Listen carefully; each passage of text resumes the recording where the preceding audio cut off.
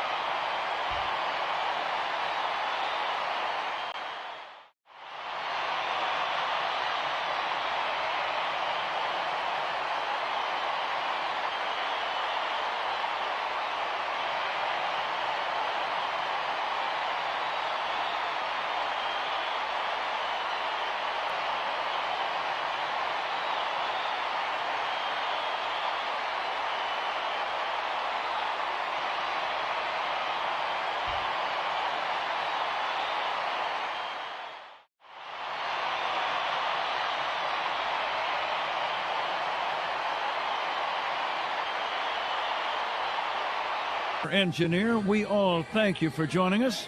The opener last night, the Phillies, in a slugfest, beat the Cubs by a score of 13-7. Tonight, the Cubs will try to even things up against right-hander Aaron Nola.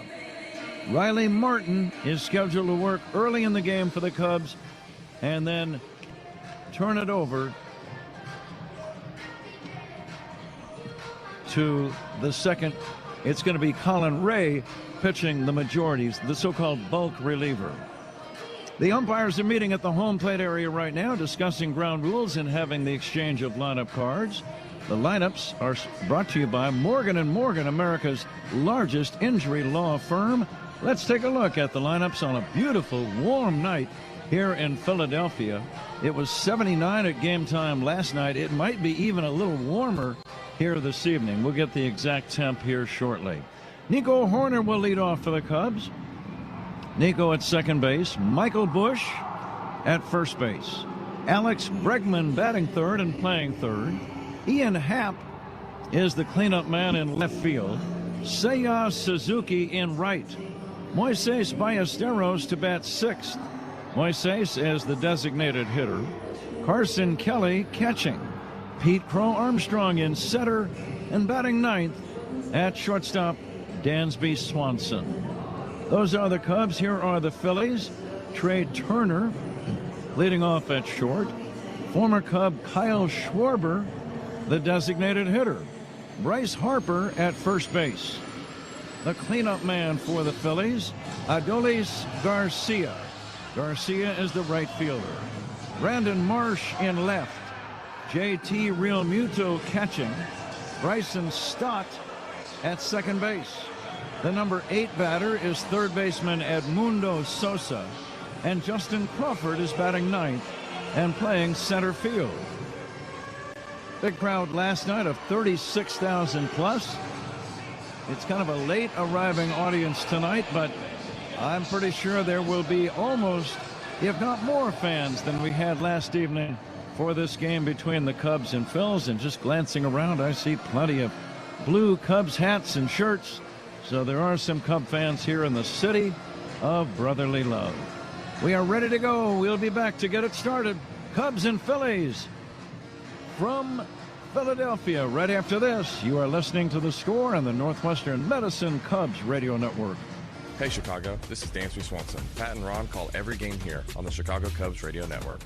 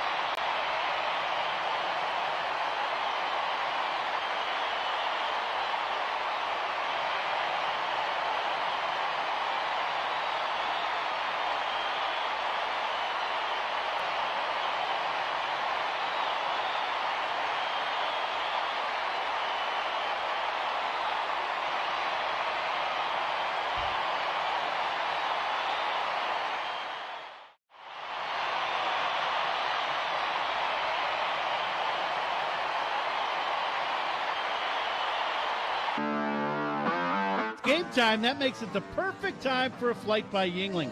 At just 2.6 carbs, 95 calories, and packed with flavor, Flight is the next generation of light beer from the oldest brewery in America. Look for Flight wherever you buy beer, and the Cubs need to get back on track. They had a tough loss yesterday. Phillies were bombing away early. Hopefully the Cubs can maybe do that today, Patrick. That sounds like a good plan to me, Ron. It is warm. It feels like the middle of July. It's actually the middle of April. 82 degrees.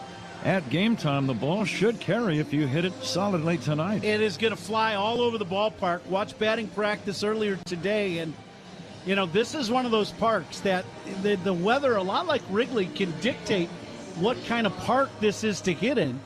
It's 86 degrees on their scoreboard right now. Ball's going to jump. Game time temperature of 82, sponsored by Four Seasons, your trusted local experts for heating, air conditioning, plumbing, sewer, and electric. Four Seasons. Cubs in the traveling grays as Nico Horner steps in. We are ready for baseball. Nola not wearing the long sleeve shirt. Some of the Phillies have the red jersey underneath, but Nola going bare-armed. Here's the pitch on the way to Nico. Fastball in for a strike, and away we go. Cubs have their gray shirts and trousers, red numbers on their backs, blue hats and helmets, blue sleeves and socks. Nico wearing white shoes. Many of his teammates wear the white shoes. Phillies in their home whites with red pinstripes all over. Nola coming back 0-1 to Horner. Nico hits a ground ball to short, scooped up by Turner, and the throw to first in time to get a hustling Nico Horner. Ron, what's the plan against Aaron Nola? Well, you got a couple different plans for the right-handed hitters. The fastball, whether it's four-seam or two-seam, is going to run into you, and then also the changeup is going to do the same thing. But he'll throw more sliders, obviously, to the righties, and that's that sweeping breaking ball. The changeup, though, for the left-handed hitter, it's the back and forth. He's got two fastballs, and that one inside that starts out at the front hip and breaks over the inside corner, that's his out pitch against the left-handers. Michael Busch takes a strike.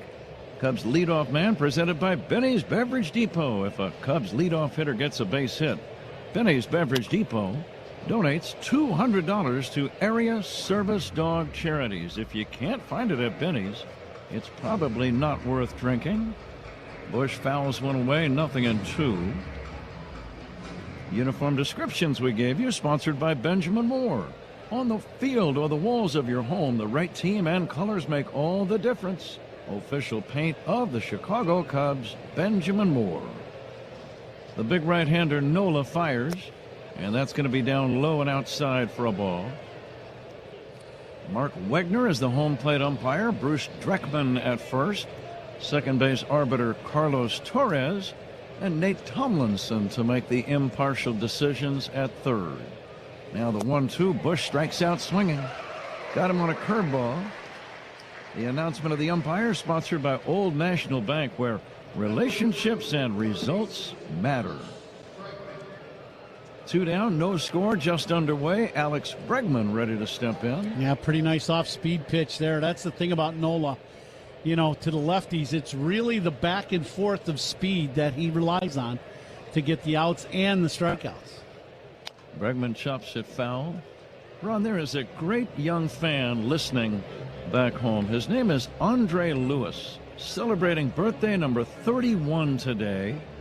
And it is our pleasure to say happy birthday to you, Andre. I know you're going through some very tough times. He works with the Cubs, and he's going through a rough patch. But he listens all the time and is a great fan of the Cubs, listens to Cubs radio all the time. But, Andre, we want you to hang in there the best that you can. We want you to be around all season, as the Cubs just might be in October playing in the World Series, and we don't want you to miss that. Yep. Here's the pitch on the way, taken for strike 3 called. Bregman is out on strikes.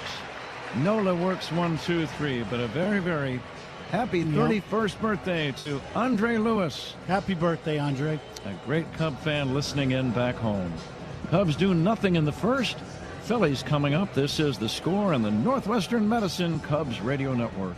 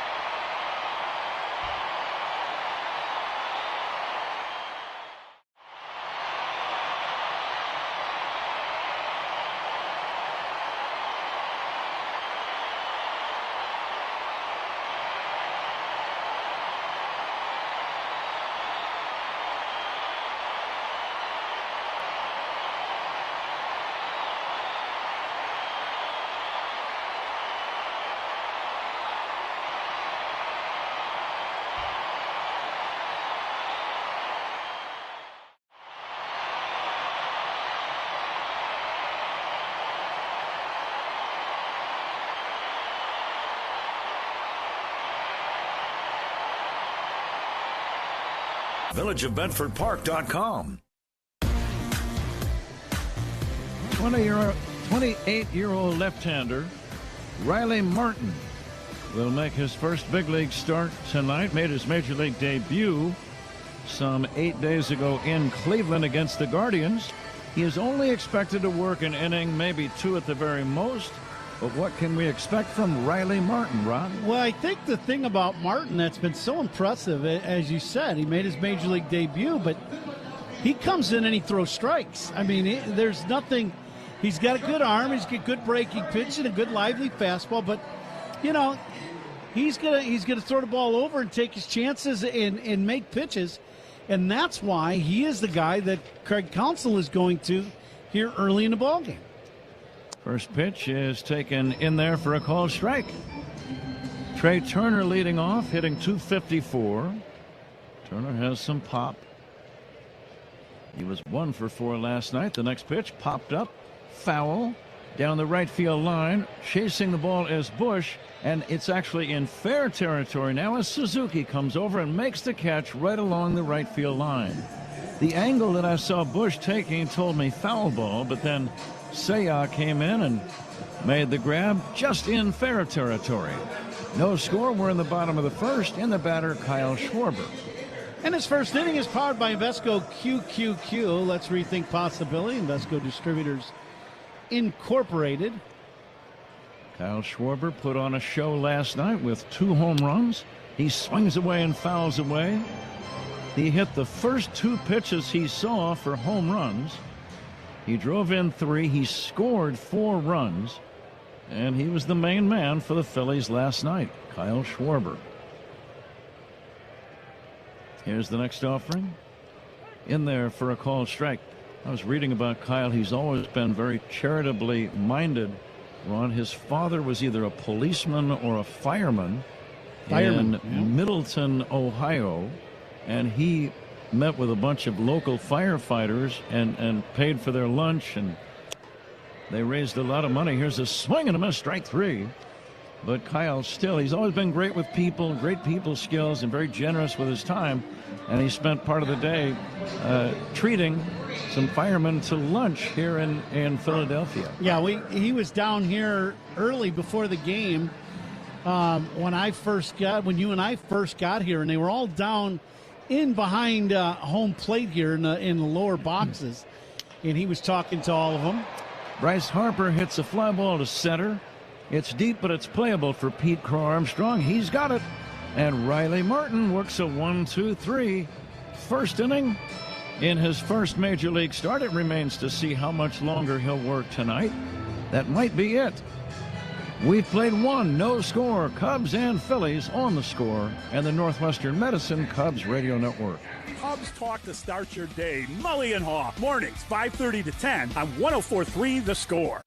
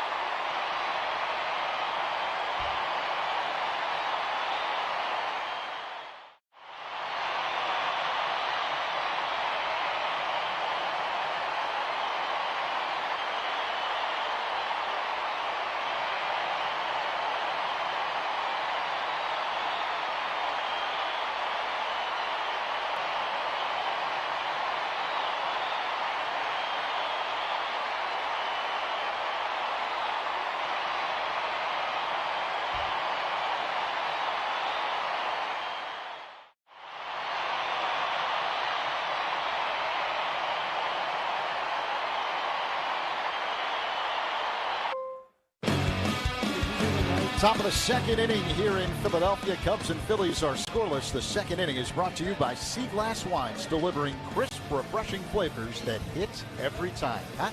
All right, Zach, second inning. There has not yet been a base runner for either team. Aaron Nola, he's been a good one. 20 games over 500 for his career, 110 wins, 90 losses. Born in Baton Rouge, Louisiana. First-round pick, 7th overall selection by the Phillies. He spent his entire career here with the Phils. First pitch in there for a strike to Ian Happ. I was also interested to read, Ron, that he made 2 starts for Italy in the recent World Baseball competition. Here comes the 0-1 pitch now on the way to Ian Happ. And Ian tries to hold up, gets fooled on a breaking ball, and swings and misses, 0-2. And it's no surprise that Italy did very well in the World Baseball Classic. Yeah, he made a couple of starts for them. Nola lost his last outing in San Francisco against the Giants as Happ swings and fouls it back. He gave up 3 runs, and they all came on one swing by Rafael Devers. He hit a 3-run homer against Nola, and that was the difference in the game.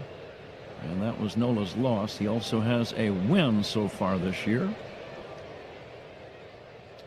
Big, strong right-hander, 6'2", 210-pounder. And the pitch, line toward right, base hit. Out of the range of a diving Stott. And that's going to be a leadoff single for Ian Happ, and it brings up Seiya Suzuki. Well, Nola's going to end up throwing in the low to mid 90s. He'll get up to about 94 maybe at his best, but so far he's been at 92 with the heater. Speed gun is always powered by Xfinity, reliable Wi-Fi at one price for 5 years. Xfinity, imagine that. Cubs have fallen a couple of games under 500 here early in the year. Trying to get even in this series after losing last night. Seiya Suzuki takes a strike. I'm guessing, Ron, if you were still playing for the Cubs as you were in 2001, that you would go up there swinging at one of the first 2 pitches thrown by Aaron Nola. Well, he's not going to walk a lot of guys, that's for sure. We know that. The 0-1 is a fastball in on the hands. And he, to me, when you know a guy's get good stuff and he's back and forth, to me, I would look for a certain pitch early in my at bat, a certain speed, and I would be on that speed against him. And he's a big sweeping breaking ball, good fastball. Seiya drives it foul, slicing into the stands down the right field line. Fans still arriving here at Citizens Bank Park. Big audience last night, 36,000 plus. And it looks like we're headed in that same direction tonight. Phillies have been a good team. They've been in the playoffs 4 consecutive years. And now Seiya bounces one to third, gloving it as Sosa throws to second. 1, the throw to first, not in time. They get the lead man on the 5-4 fielder's choice. 1 away, no score, second inning. The batter, Moises Ballesteros. Feel Like a Bosch prediction brought to you by Bosch Power Tools. Feel like a Bosch. As well as, as warm as it is here and very little wind, this is not a very big ballpark when you go from straight right or straight left to the corners. My prediction tonight, like last night, is going to be some home runs hit in this ball game tonight. Probably more than 3, I would think, before it's all said and done. Nice warm night. Could we bottle this for like the next month and just roll right in the summer? It is just perfect. Left-handed batting, Ballesteros swings and misses, and an off-speed pitch, 0-1. Defensive alignment. It's sponsored by Fitzgerald Equipment. Material handling, handle. Learn more at Fitzgerald.com. They're playing Ballesteros a little around to the pool side. Moises takes outside. Okay, it's 1 ball and 1 strike. We'll be here again tomorrow night for the series finale. Thursday is an off day for the Cubs. Friday afternoon, the Cubs are at Wrigley, and the New York Mets come to town. The Mets are struggling. Here's the 1-1. Swing and a miss by Ballesteros. Off-speed pitch that time, 1-2. Ballesteros was on time with that breaking ball, but the only problem was Nola threw a good pitch and threw it just below the zone. It ended up about ankle high. Mets have lost 6 in a row. They've only scored 9 runs in those 6 games, so their offense is just really having a hard time putting numbers on the board. The 1-2. Line drive, base hit to center. Ballesteros went up and got that pitch up around the letters and able to muscle a line drive into center. Good handwork before the swing. Well, in that at bat, I saw Ballesteros. He was on time with the slow breaking ball, and then he caught up with the high fastball. So that is a really good sign for the Cubs. And to your point, what you were just talking about being aggressive, he was up there ready to hit. He had a bullet back through the middle. Now 2 men on, 1 away. Carson Kelly, the batter.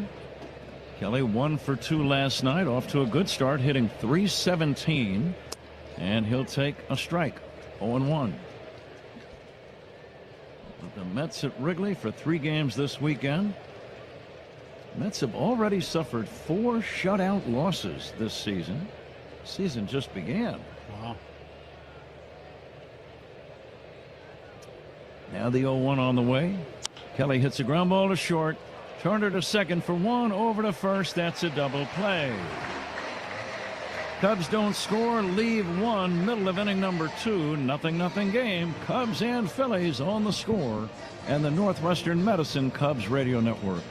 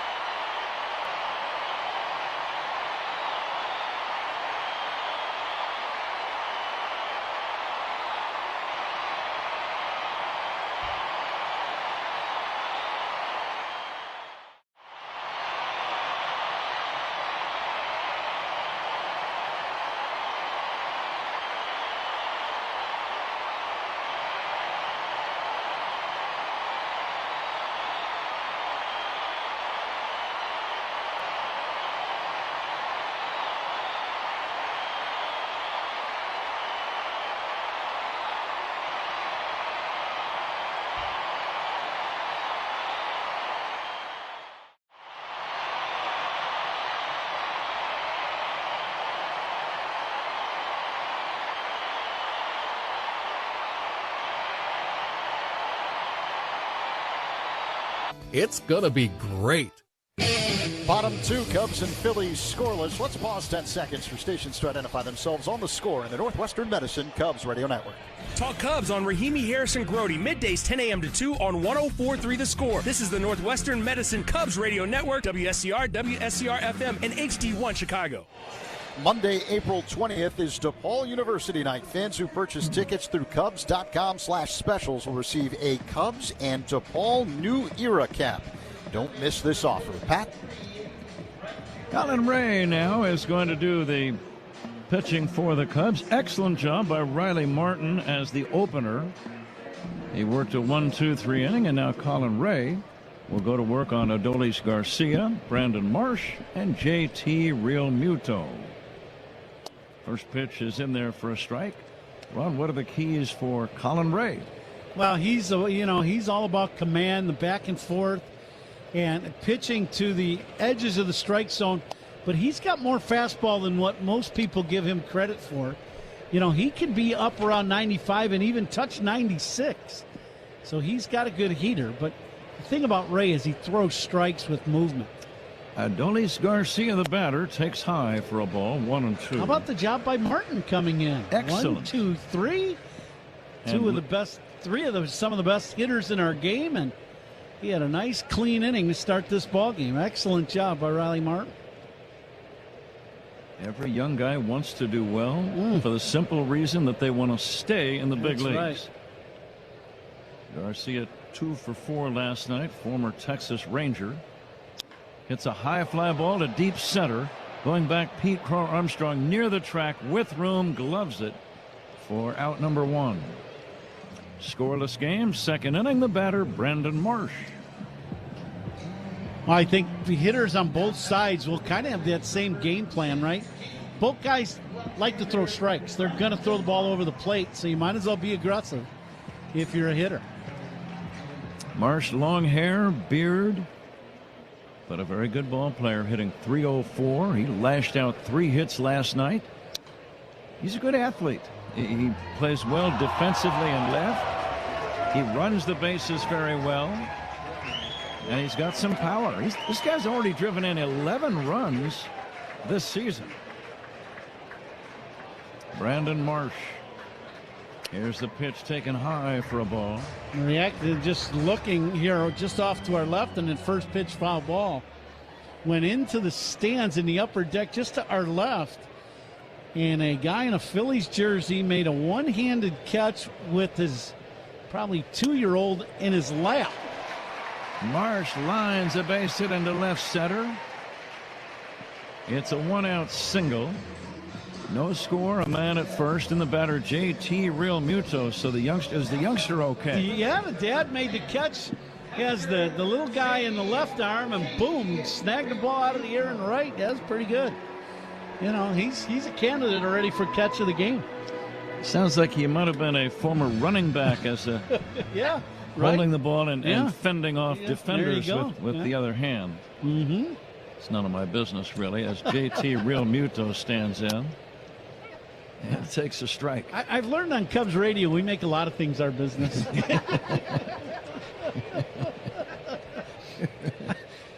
JT Realmuto, the batter. Realmuto, open stance, one of the best hitting catchers in the game and has been for a long time. Drives one in the air to left down the line, curling foul. Over to take a look as Happ, no play for Ian.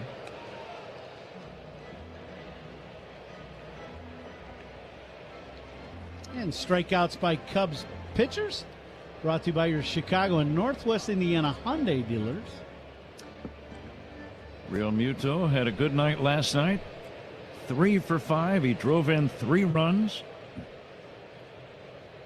Has the feet very close together and almost no crouch in his stance. Here's a chopper slowly hit toward third. Going to be a tough play. That's a base hit.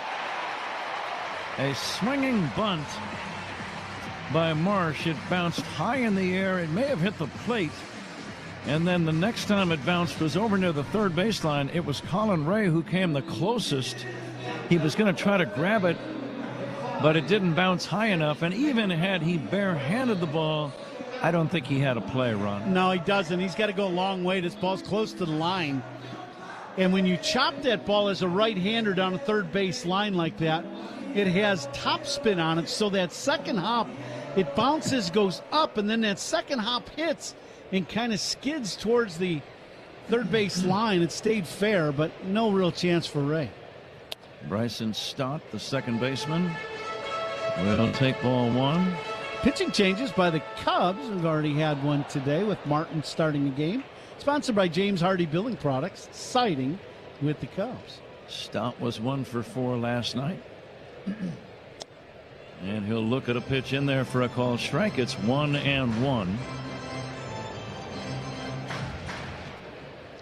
Phillies are right at the 500 mark early in the year.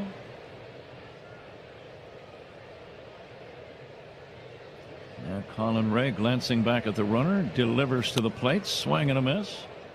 Pretty good fastball, 1-2. What's on your mind here, Ron? I like you got a couple options. You can elevate the fastball, and Stott will chase that high heater. But that to me is his. That's the pitch here. You know, the other issue is with one out, do you go with something off speed, try to get the rollover ground ball? Turn a pair.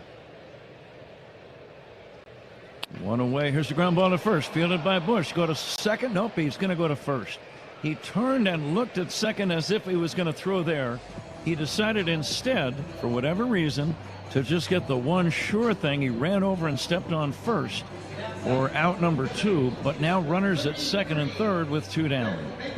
This ball's hit sharply to Michael, and Real Muto does something interesting, Pat. This is, you know, smart baseball. Instead of running at the bag, he ran way out of the baseline to the right to cut down the throwing lane for Michael Bush. So instead, Bushy just eats the ball and just goes over and tags the bag. But smart play by Real Muto, and he's a big dude, you know, and he was way out of the baseline, but really blocking that throwing lane. I've never seen a guy called out for running out of the baseline on a play like that, Ron. No, me neither. As Sosa swings and fouls it back. Now, technically, if he is more than 3 feet out of the baseline in swerving in that manner that you described, and he gets hit in the back, they could call him out, I think. They could. But you just never see it. I sure wouldn't want to be the guy throwing the ball like that and have that happen. I wouldn't take the chance on that. Here comes the 1-1, a check swing, no swing. Boy, that was close. Sosa did not swing, and now the count 2-1. Get another look here. Oh, yeah, I don't think Dreckman saw that one real well. That was a strike. Big spot here, runners at second and third. 2-1, fly ball, left center, pretty well hit. Deep left center and gone. 3-run homer. Edmundo Sosa. Phillies lead 3-0.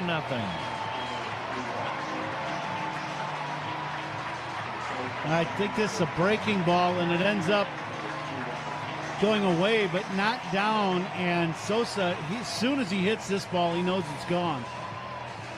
Yeah, that's just a breaking ball up and out over the plate.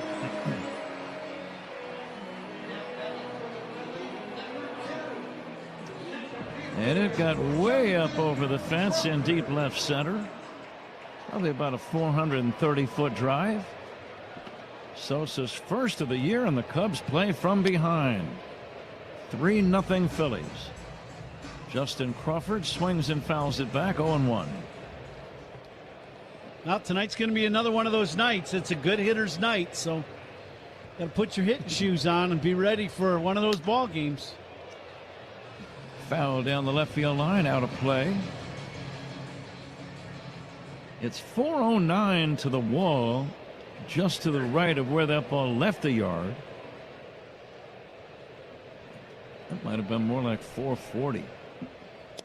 Fastball, strike 3 called, ends the inning. Crawford caught looking. Phillies score 3 on 3 hits. We go to inning number 3. Phillies 3, Cubs nothing on the score. And the Northwestern Medicine Cubs Radio Network. Hey Chicago, this is Ian Happ. Pat and Ron call every.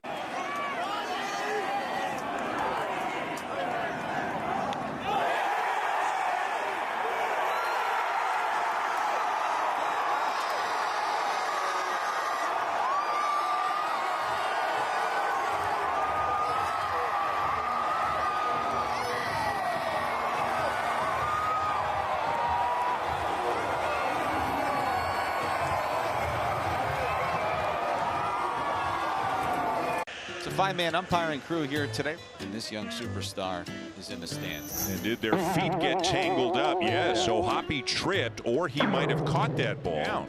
There's a fastball. There's a flying bat. It's a high car. And that ball is off the ladder. It's actually off the ladder. You never see that.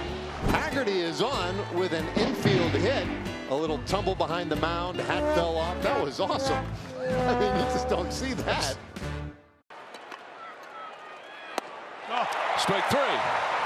Got him on a slider. When we talk about sliders, we talk about tilt. Watch how this pitch goes straight down. Strike 3. And this is the heater right down the middle. He goes around. and he struck him out. Willie Castro, all down by way of the cane. Puedes ser el dueño de grandes momentos del béisbol. MLB Auction te permite participar en la subasta de bates, bolas y jerseys autografiados con artículos de tus... BenjaminMoore.com today.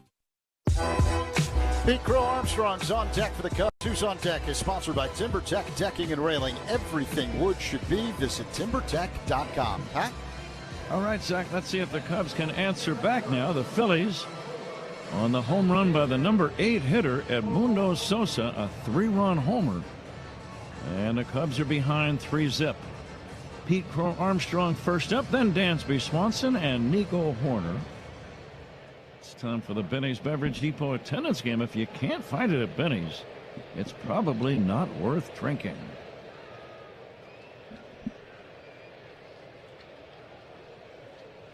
Pete 1 for 5 last night. The left-handed batter will swing away and foul it away.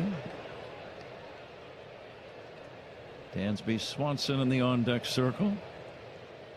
Well, a guy that does not walk very many hitters under any circumstance, Aaron Nola, now with a 3-run lead, would probably not walk very many at all. Isn't that the truth? Here comes the 0-1.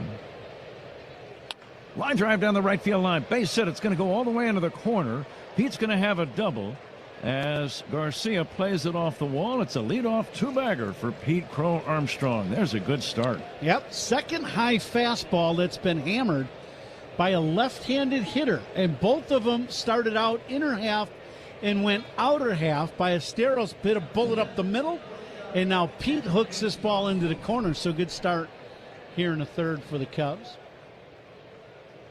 I'll start the guessing in the Benny's Beverage Depot attendance game.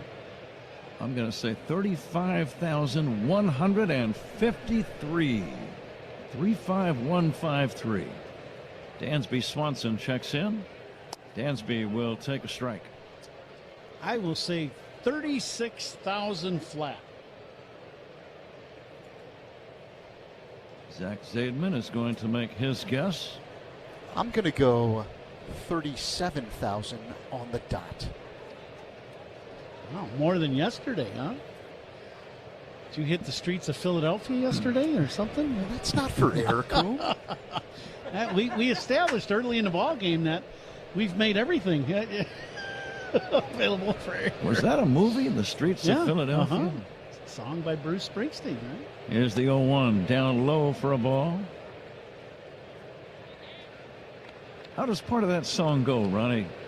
You're a gifted singer. I'd love to hear a little of it. So gifted, you got to make me an offer. Streets of Philadelphia. I'm pretty sure I know I've heard it. Yes, you have. Kind of a somber song.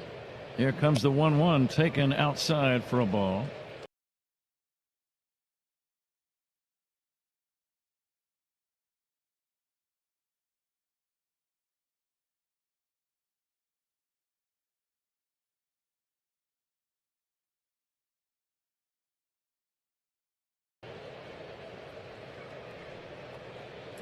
So not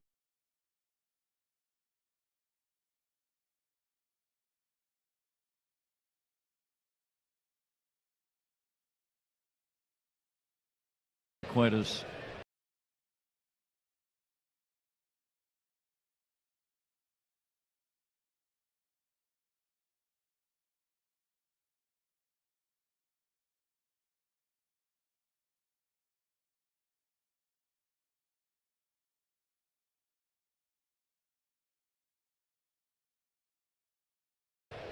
bouncy as Glory Days? No, definitely not. No, the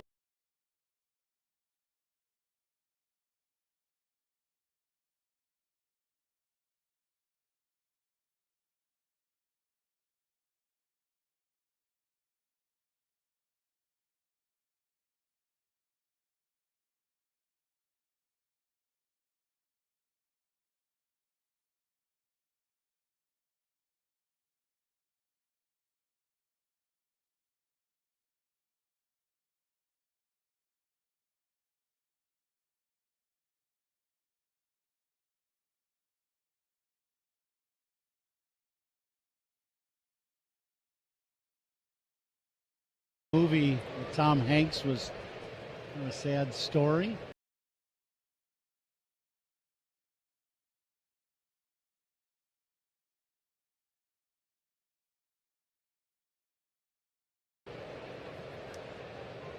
Here comes the 2-1.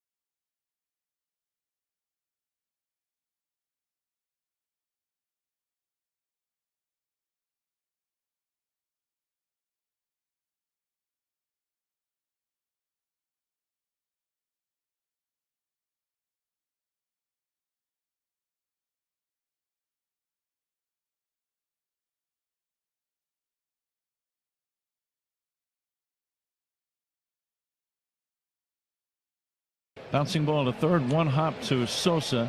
Pro Armstrong's going to go to third after the throw to first, and he beats the throw. Out at first is Swanson. You could just see Pete waiting for Sosa to make the throw across the diamond. And Pete able to advance after the toss. So the Cubs have a man at third with one away. It's a little bit of a risky move, but Pete always seems to have good instincts, Ron. Well, it's a risky move if you run average. If you can fly like Pete, you know, you take your secondary and just hold your ground at second base. There's nobody there covering the bag. And Sosa will give you a look, but if you just hold your ground, he's got to take 2 hops and then throw. And as his arm starts cocking back, you can almost take off, and it's exactly what Pete did. Very good base run. Here's Nico Horner taking a curveball outside. Now Nico's batting with one away, infield back. Cubs trailing 3-0 here in the third. What's the approach, Ron? Well, you got to put this ball in play. You really don't want to get the 2 strikes against Nola. So I would think Nico's going to try to stay in the middle to right center against Nola. Fastball strike on the inside edge. And Nola thinks the same thing. That's why he threw that 2-seamer inside.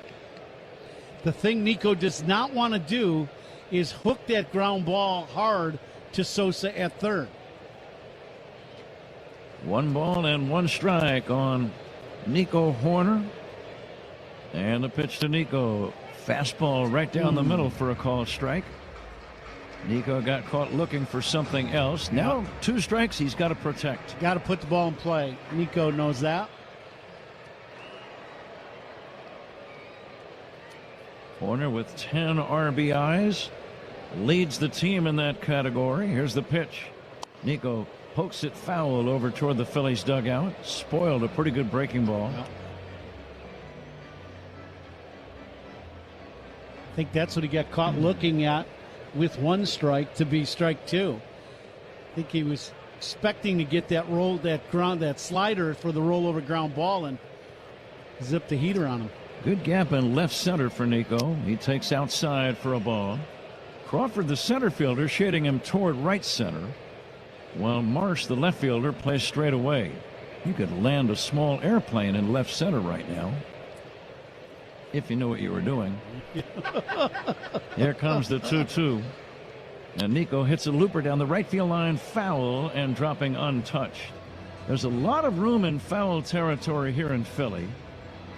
I would say it's among the top 3 or 4 in the league regarding space in foul territory. A good 90 feet between, well, I'd say 80 feet between the bases and the grandstand area on each side. And about 80 feet behind the plate to the backstop.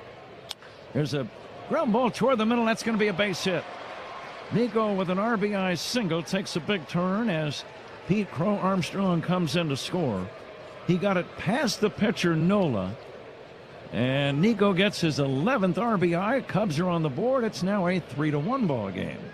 Well, it looked like to me that was a little cutter is what it looked like. Nola tried to throw it away. Yep, that's exactly what it was. And Nico was not going to hook the ball. He was going to stay through the middle. He does and hits a bullet back through the middle for a base hit. And he just continues to have great at-bat after great at-bat with runners in scoring position. Here's Michael Busch. Nola to Busch. And the pitch on the way. Bouncing ball foul toward first. Pat, I got a big birthday wish. My business partners, their dad turns 85 today. Jim Mandrella. He goes by Mouse, but he turned 85. He's come watch us play all the time. Big Cub fan. But how about this? He played in the Little League World Series back in the 50s for the team out of Joliet. 1953, played in the Little League World Series, but they're having a little get-together for him. Happy birthday, Mouse. What a great thrill for him. But he's got some memories of that Little League World Series still. Here comes the 1-1 pitch to Michael Busch. Horner bluffing at first. The pitch on a check swing is taken inside, and no swing is the call by the third base umpire Nate Tomlinson when they appeal to him. Nico bluffing, stealing. He doesn't do that a lot. Right. I'm thinking he may have not gotten a good jump, and he decided to abort the mission early. Now the 2-1. Ground ball right side. Base hit right field. Horner around second. He's going to go to third. The throw by Garcia across the diamond. And Nico is going to be out. Garcia has a good throwing arm. Nico a little bit shaken up maybe over at third. He went in head first. He's slow to get up. I don't know if he hit his face on the ground or because of the tag, but he is walking off the field now with the manager, with Counsell and Nick Frangella. Seems to be walking okay. He went in head first. The throw beat him, and the third baseman Sosa was there waiting as Nico went in head first. There was a slight collision. Nico appeared to not have anything wrong with his legs as he walked off, so that's good. I think, Pat, when he died, I think he hits his head on the knee of Sosa. The helmet hits the knee of Sosa. 2 down now. Bregman the batter, and he'll take a strike. Cubs have had 3 hits among their 4 batters in the inning against Aaron Nola. They have 1 run, but now 2 down. Nico thrown out at third on a good throw by Garcia from right. Bregman checks his swing, and he'll take a ball. 1-1 on Bregman. Wait, Garcia's throw to third base all the way on the fly in the air, a line drive. Just a great throw from Garcia. Here comes the 1-1, fouled away. You know what surprised me, Ron, was how much room he covered. He charged that base hit in right, and it wasn't really all that long of a throw for him to make. And I think that played a role in the play. No doubt. And the thing about that is Nico does not see that. When you take off, you see that ball go past you. You know he's playing deep, and that's all you remember. That's what you see, and then you're going. And really, you're not going to use the third base coach on that. That's a play. You're going to make your own decision going into second base, whether you're going first to third. Bregman with a count of 2-2. Cubs trail 3-1 in the third. Short lead by Bush at first. Bregman hits a ground ball toward the middle. That's off the glove of a diving shortstop Turner, a base hit. So the Cubs have 4 hits among the 5 batters in the inning. They now have 2 on with 2 down, and the batter is Ian Happ. Well, now you really need a big swing of the bat from the Cubs, right? That's exactly what Philadelphia got. They got the big 3-run homer. Cubs need big swing, an extra base hit, or a bomb here from Ian.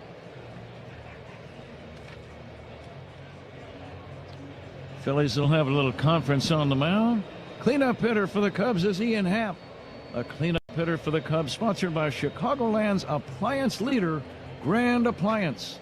Get your All-Star Frigidaire kitchen today at grandappliance.com.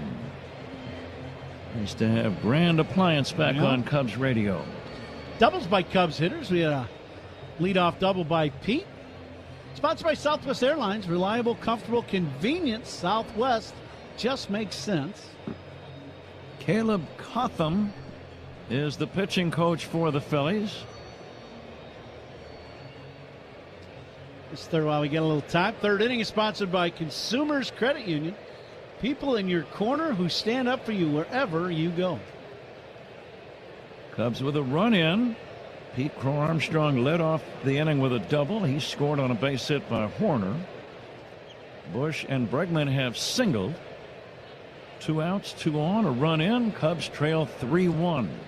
Again now, Pat, big gap in left center field for Ian. He's batting left-handed against Nola. And Happ swings and misses. Your way. With real-time stats, scores, breaking news, and custom content that hits every time. Because you choose the teams and pick the players you want to follow. So when they catch it on the field, you catch it on the app. During the offseason of 1888 to 1889, Spalding took a group of big leaguers on the first worldwide barnstorming tour. This is Spalding. Yes, you look at the Spalding, you're like, wait a second. No, this is the backstory. Okay, this is great. Stops included New Zealand, Italy, France, and even Egypt, where they played in front of the pyramids. Spalding's contributions to baseball history don't end there. Do you know the story of Doubleday and the invention of baseball? Please tell us. Enlighten us. When a 71-year-old Cooperstown native came forward, baseball officially had a birthplace in Cooperstown. If I'm in the presence of this baseball, does it give you powers to become a better baseball player? I've been here 5 years and playing baseball through all of it. I don't think I've gotten better. And whether it's the World Series or the wonders of the ancient world, there's no debating that baseball connects us all. Go to baseballhall.org to plan your visit to the National Baseball Hall of Fame and Museum in Cooperstown, New York, and catch every episode of Hall of Fame Connections on MLB.tv.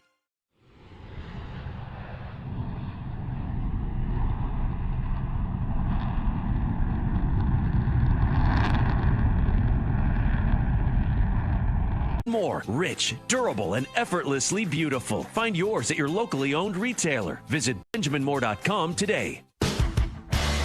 Bottom three, Phillies 3, Cubs 2, 82 degrees at the moment in Philadelphia. Time and temperature sponsored by Circa Sports. Sports betting the way it should be with no bet fees. Pat?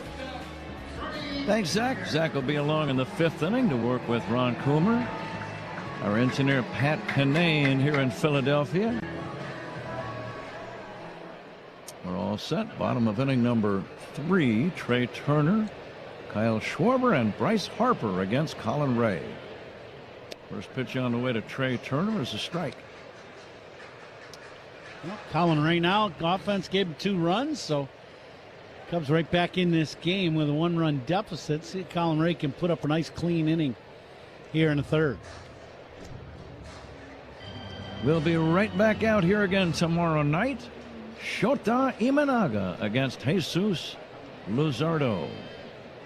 Lefty against lefty. That's tomorrow night. Same time as this evening. 5:40 in the afternoon starting time.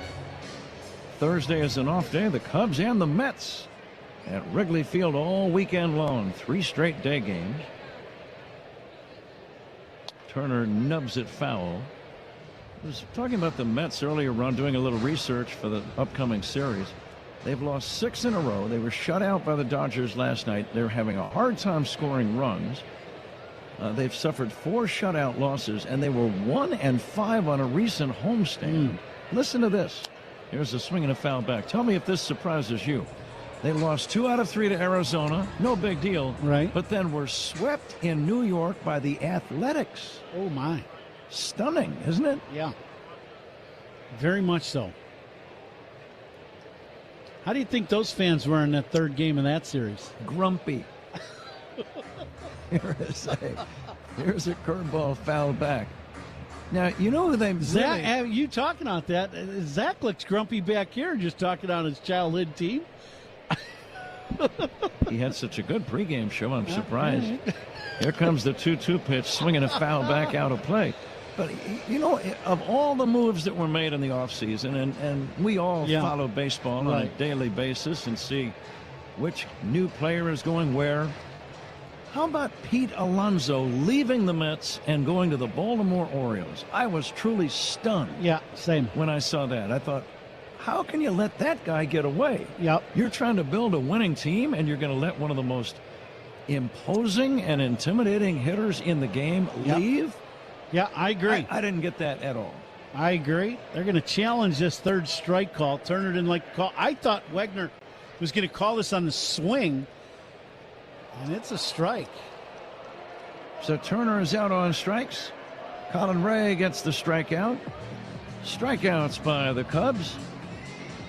A reason for the pitcher to be very, very happy.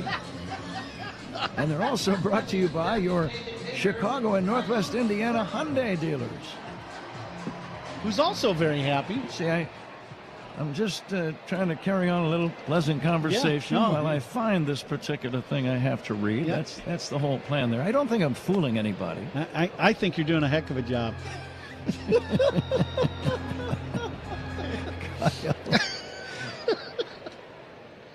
Of course he's happy. Here's Kyle Schwarber.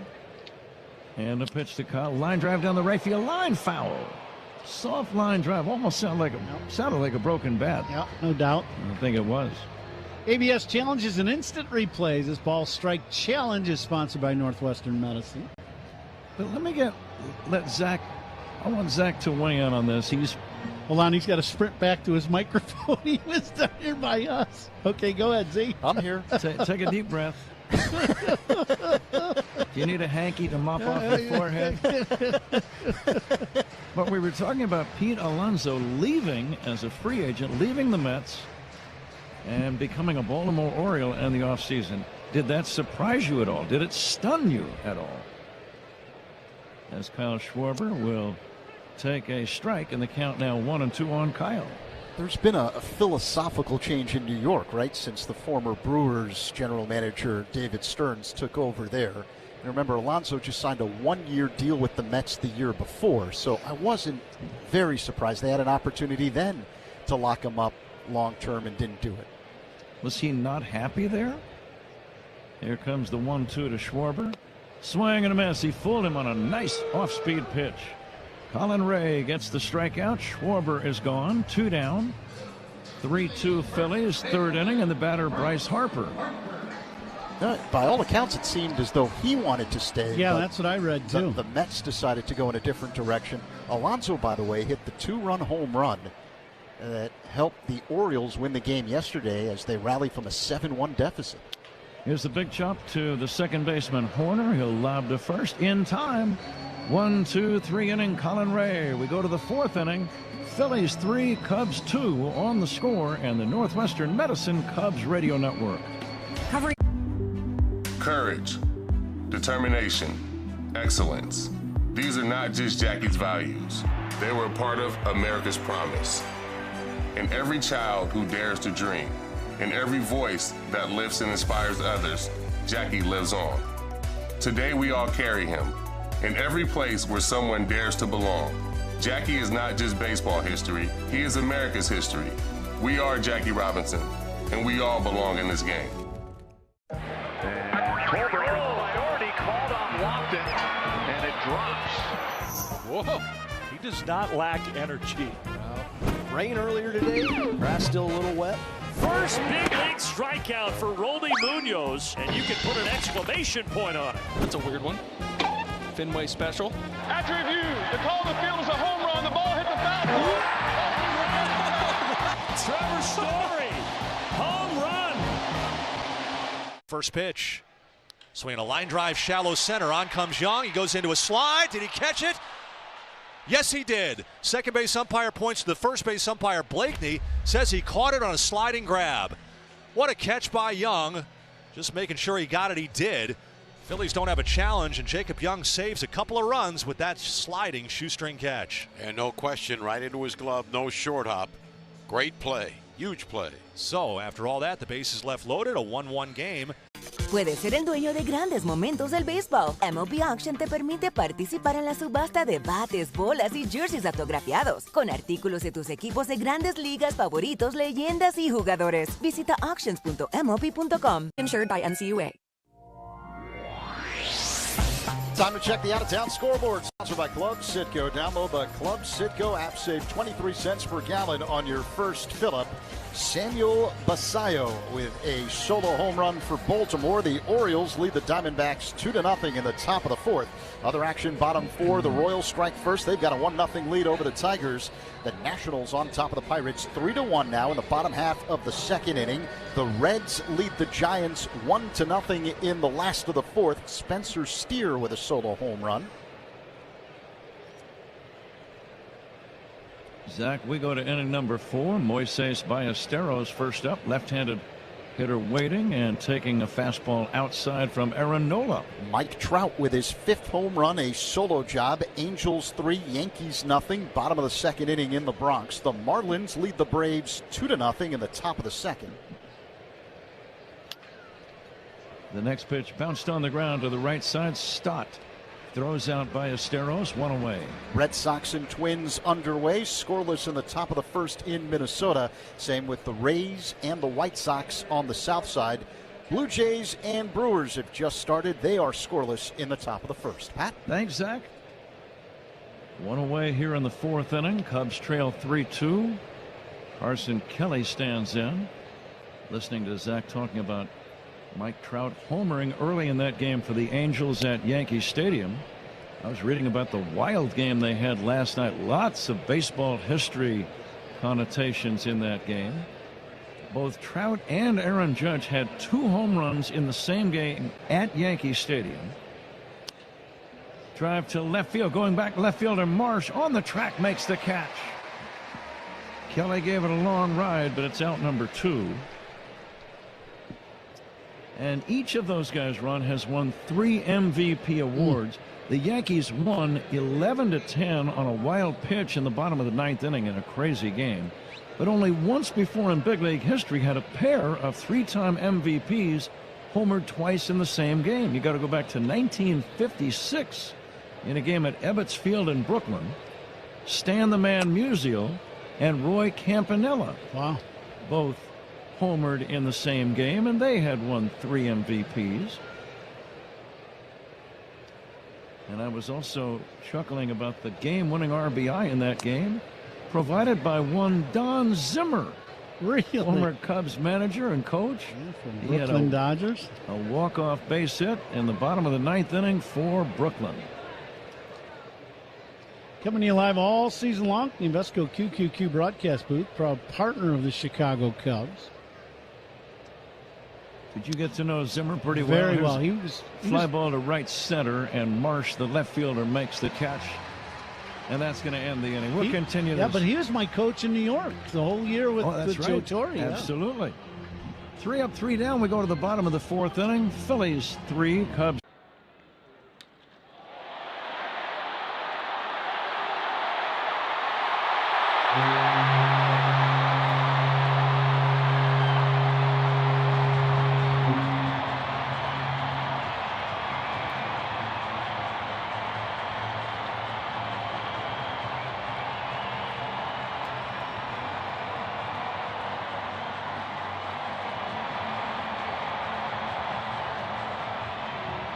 Jammed and a little pop-up. Everybody's coming, but the pitcher wants it. Now he's going to give way. What's he doing? It's going to be dropped.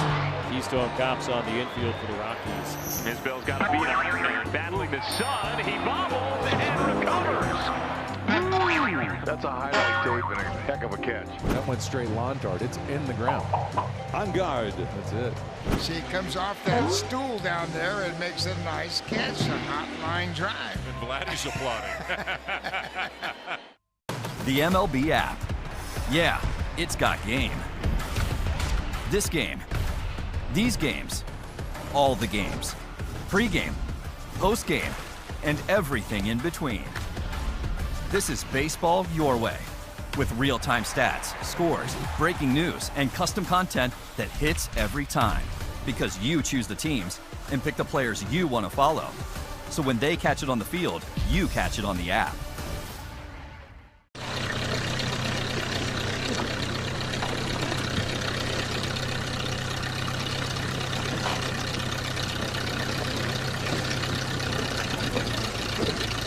And the lowest prices every day on top brands like Electrolux, Frigidaire, and more. Visit grandappliance.com for full details.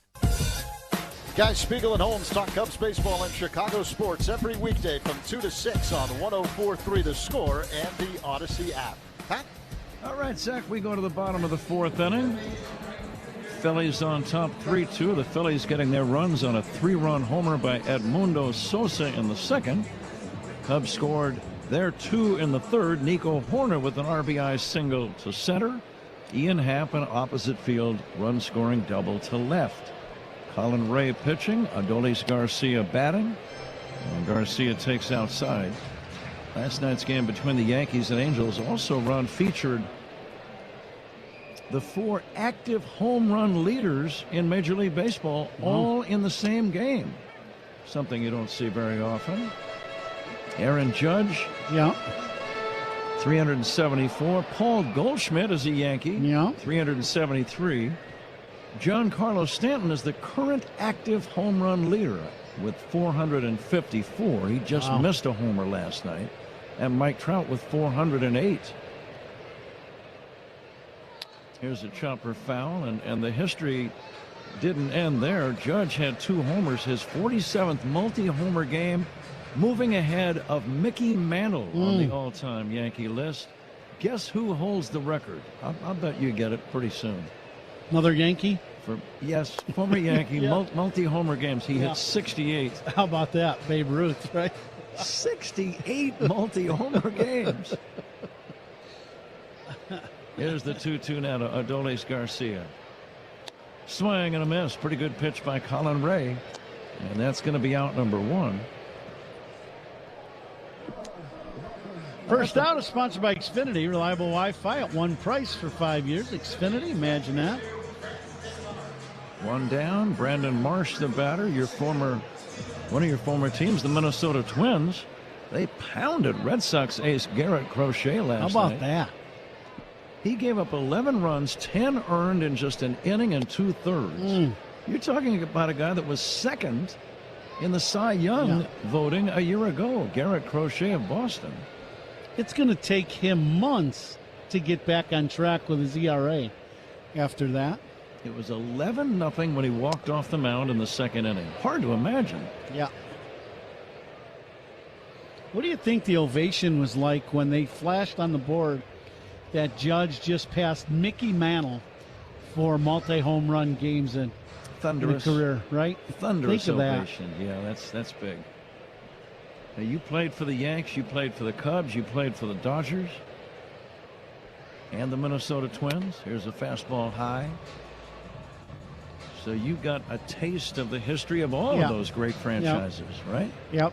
I always thought the Yankees, as a visiting player, they would play the Yankeeography thing while you were taking batting practice all the time as a visiting player, which was pretty funny. Bounce it a short, charging Dansby Swanson, scoops it up on the short hop, and he throws out Brandon Marsh, and that's out number 2. The thing I loved about the video, the narrator was John Facenda. Yeah, that's great. Of NFL Films fame, one of my absolute idols. Yeah, it's great.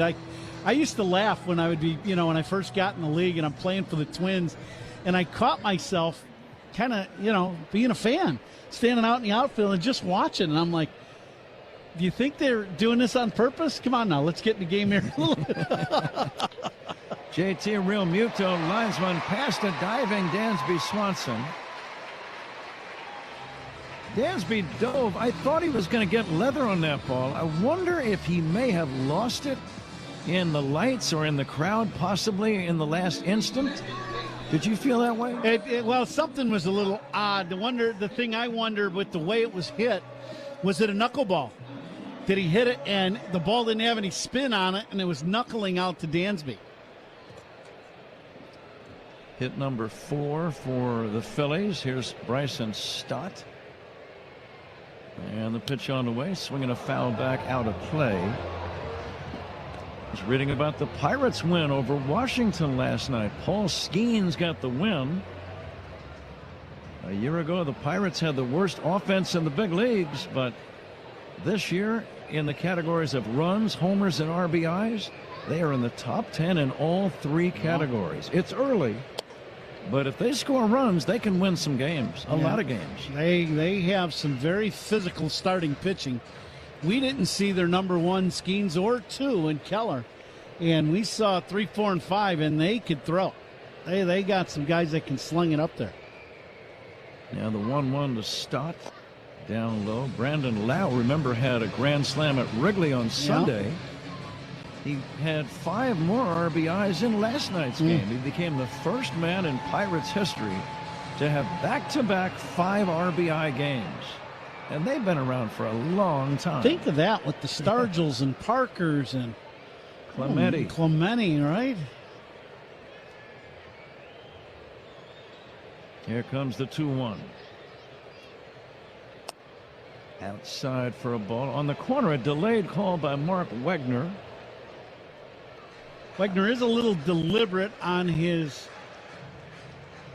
strike call. I know he yells it out. I've known that for years, but this stadium is pretty loud, so we don't really hear that up here. But then the right arm goes up, but it takes him a little bit. Phillies lead 3-2 in the 4th inning. Fastball from Ray is high to Stott. And the count has gone full, so traveling time for Real Muto at first. Edmundo Sosa is on deck. Big crowd. The lights beginning to have full effect now here in Philly. Here's the pitch. Swing and a miss. Strike 3. Strikeout for Colin Ray. Strikeouts by Cubs pitchers. Brought to you by your Chicago and Northwest Indiana Hyundai dealers. Zach Zaidman joins Ron Coomer in a moment. Phillies 3, Cubs 2. We go to the 5th on The Score and the Northwestern Medicine. Jim Thorpe's resume reads like a work of pure fiction. So he's in the Pro Football Hall of Fame. He's in the College Football Hall of Fame. He got Olympic medals for the decathlon and the pentathlon. He's the greatest at I thought I was an athlete, Lindsey. Thorpe finished his Major League Baseball career with the Boston Braves in 1919, where he played alongside an outfielder named Les Mann. He invented this particular projector. And this is not all he's done, right? He started championing to get baseball into the Olympics. He finally succeeded for the 1936 Olympics, which was held in Berlin. The German government had discouraged other nations from sending Jewish and black athletes. We sent over Jesse Owens, and we sent over Mac Robinson, Jackie Robinson's older brother. Trailblazers like Thorpe and Robinson certainly lit the way for countless others to follow.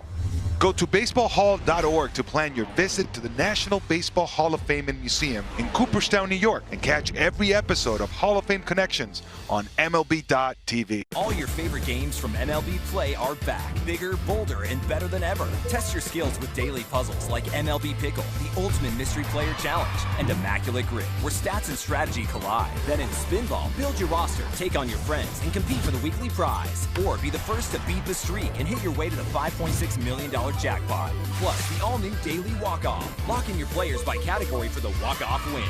The game's official home for games is MLB Play. Only on the MLB app and MLB.com. Puedes ser el dueño de grandes momentos del béisbol. MLB Auction te permite participar en la subasta de bates, bolas y jerseys autografiados, con artículos de tus equipos de grandes ligas favoritos, leyendas. GreatClips.com. Great Clips. It's gonna be great. Alongside Ron Coomer, Zach Zaidman with you. Top of the 5th here in Philadelphia, game 2 of a 3-game set. Cubs down 1. It's the Phillies 3 and the Cubs 2. Philadelphia struck first. Edmundo Sosa with a 3-run home run off Colin Ray in the 2nd. Cubs scored twice in the 3rd to move to within 1. RBI hits by Nico Horner and Ian Happ. Dansby Swanson will lead things off here in the top of the 5th for the Cubs. Right-handed batter against the right-hander Aaron Nola. Swanson hit a 2-run home run in last night's ball game here. Nola works his motion. Here's the first pitch to Swanson. It's low and outside for ball 1. Swanson grounded out to third his first time up, as the pants hiked up to the knees. Nola faces home plate. The kick and pitch. Up high and inside. 2-0 the count now on Swanson. Beautiful evening here in Philadelphia. Officially 85 degrees at first pitch. Still has to be in the 80s right now. Yeah, I would think so. It's just a beautiful night. Swanson looks at a fastball low. Count now 3-0. 79 here officially on the old semi-smartphone. It works. Yeah. Flags barely moving in center field. Here's the pitch. That's a called strike. Fastball, 90 miles per hour from Nola. Right at the bottom of the zone. Swanson stands deep in the box, hits out of a crouch, uses a toe tap. Now the 3-1. Dribbled foul behind home plate. Full count. He just doesn't throw a ball that stays straight. Nola, even his four-seam fastball has great movement and life going back towards the right-handed hitter. Swanson calls time. It's got to be frustrating, right?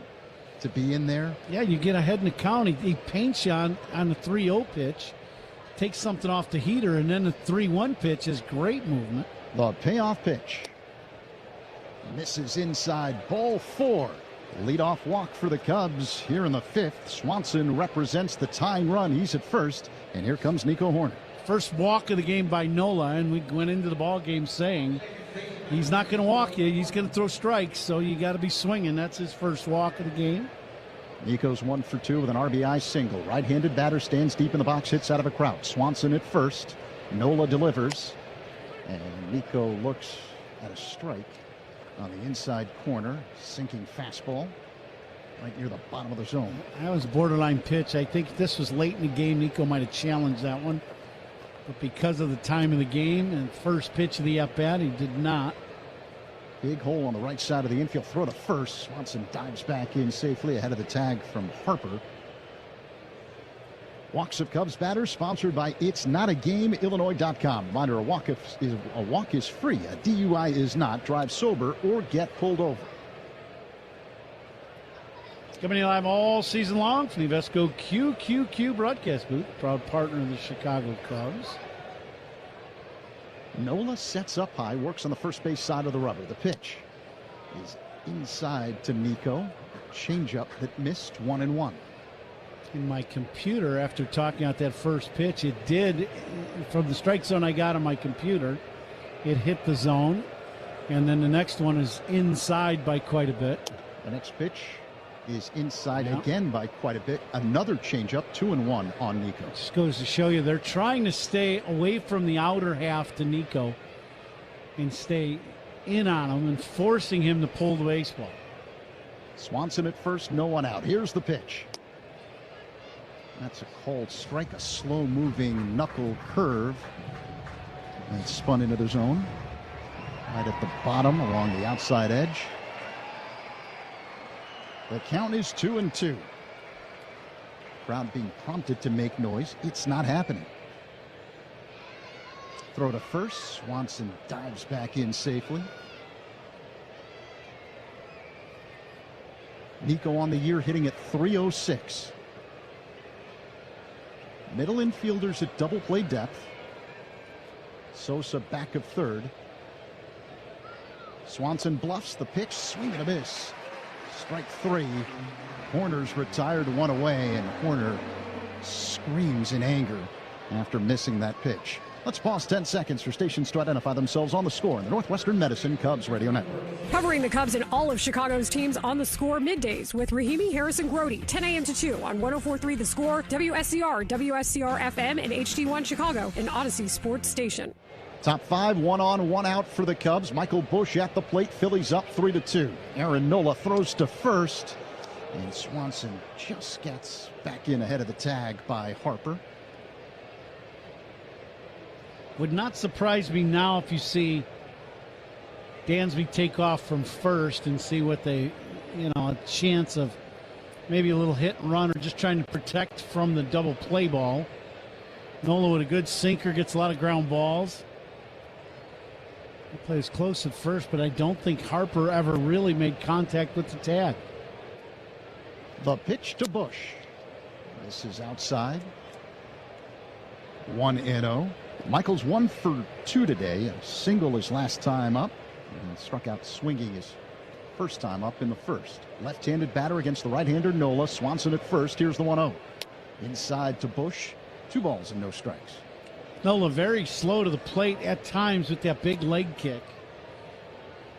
That last pitch, Dansby could have got a huge jump. Did not go. See if the Cubs do something here in this at-bat with Bushy. The pitch. This is inside. It's now 3-0. I think some of this is Dansby getting a little of the concentration away from Nola's attack on Bushy and, just kind of thinking about Swanson. Bushy should get a good pitch to hit here on one of these 2 pitches. The 3-0. It's a called strike, a fastball to Busch. Right down the middle. So 3-1. Busch at the plate. Swanson at first. 1 down. Cubs down 1 here in the 5th. And the pitch. Foul at the plate. Boy, Nola's one of those guys. I know the sinker is not a popular pitch, but in our game today, because everybody trying to throw as hard as they can at the top of the zone, and But you watch this guy throw with that sinker, and it's impressive, and he gets a lot of ground balls. And the kicker is you know it's coming. You know what I mean? That's the other thing. Still can't do anything about it, right? Swanson at first. A long set. The payoff pitch to Bush is high and tight. Ball 4. So now the Cubs have men at first and second. And it'll bring up Alex Bregman, who's 1 for 2 tonight. Great take by Bushy. That's the two-seamer that Nola has been known for years. He throws it at the front hip of the left-handed hitter. And Greg Maddux made that pitch, popular years ago. That, we'd call it as a hitter a lane changer. It starts out at your hip and changes lanes halfway to home plate and catches that inside corner. But that one did not get to the corner. Good take by Bushy. Tying run at second in Swanson. Go-ahead run at first in Bush. 1 away, top 5. Bregman at the plate. The pitch is a called strike, a sinking fastball. 0-1.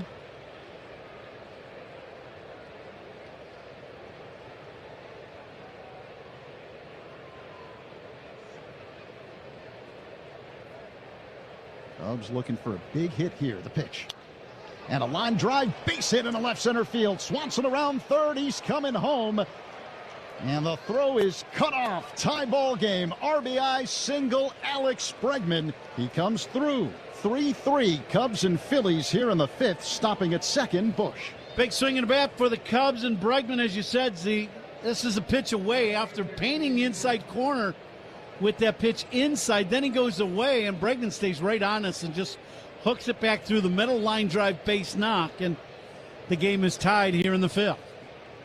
And here comes Ian Happ. Started the day 0 for 18 in his career against Aaron Nola. He's 2 for 2, a single and a ribby double. The pitch. Swing and a miss. A knuckle curve from Nola, 0-1. He missed a home run, an opposite field home run to straight left by a couple inches. It hit right at the very top of the wall and didn't go out of the ballpark. 2 on, 1 away. The pitch. Swing and a miss. Fastball on the inside, 0-2. All opponents' pitching changes are sponsored by Sloan, official water efficiency partner of the Chicago Cubs. Leader in smart water and commercial restroom solutions. Learn more at sloan.com. Go ahead run at second. Here's the pitch. Slow moving bouncing ball right back to the mound. Fielded by Nola. He goes to second for 1. That's all they'll get. So Bregman erased from the bases. And now the Cubs have men at the corners. Bush at third, Happ at first, 2 away, and Seiya Suzuki due up. Pretty nice little changeup by Nola. His pitches come out of his hand, I would think, to a left-handed hitter. You see fastball, you see sinker, and they all look hard like the fastball, and then that one just backs up on you and runs down and away. So men at the corners, 2 away, Coom, here in the top of the 5th. 3-3 game. Big spot for Seiya Suzuki. He's 0 for 2 tonight. I'd love to see Seiya sit on breaking ball in this at bat till he gets 2 strikes. The pitch. There's a called strike. That was a breaking ball, slow-moving knuckle curve. The only pitch he's going to have to hit in the zone in this at bat, I believe, will be a breaking ball. If Nola throws him a fastball in the zone, it's probably a mistake. Suzuki waits for the 0-1. Here it comes. A bouncing ball hit back of third, foul. And that was another slow-moving knuckle curve from Nola. So the count is 0-2. Bush at third. Happ at first. 2 away. And Suzuki at the plate with an 0-2 count. Seiya hitting 188 this season. No home runs, 1 RBI. He's coming off the injured list. Righty-righty matchup. Nola deals. Outside, missed with a sinking fastball, 1-2. Yeah, that was intentional. That was that fastball I'm talking about. He's not trying to throw that for a strike. Now, if he's trying to get him out here, he'll go back to that knuckle curveball. For Bushy at third base, he's got to be ready. This ball could end up in the dirt. The pitch. Swing and a miss. Strike 3. He doubled up on the fastball. It was out of the zone, and Seiya chased it and missed it. It was high. And the Cubs tie up the game, but leave men at the corners. Middle 5. All right, Ryan. PSA dove in.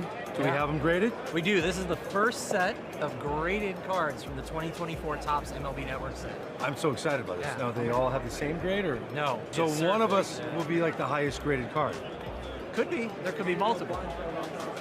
So first up, we got Mark DeRosa. Let's see what D-Rose. Of course, D-Rose a 10 out of 10.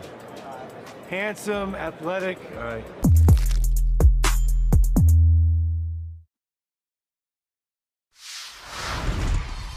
Here we are, Arlington, Texas. This is the Grand Slam burger. So 2 patties, brisket, caramelized onion, American cheese, ranch aioli, or ranch mayo, if you will. Oh yeah, we're in Texas. Yeah.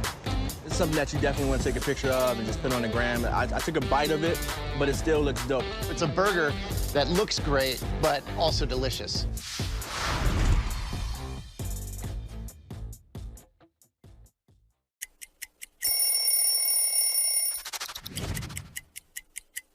The beauty of this jersey is the field texture, the thin, the stitching is heavy, so you kind of feel that jersey that was very heavy. Check it out, the last name and the number, they have a little glitter on them, so they kind of stack up. It just feels right.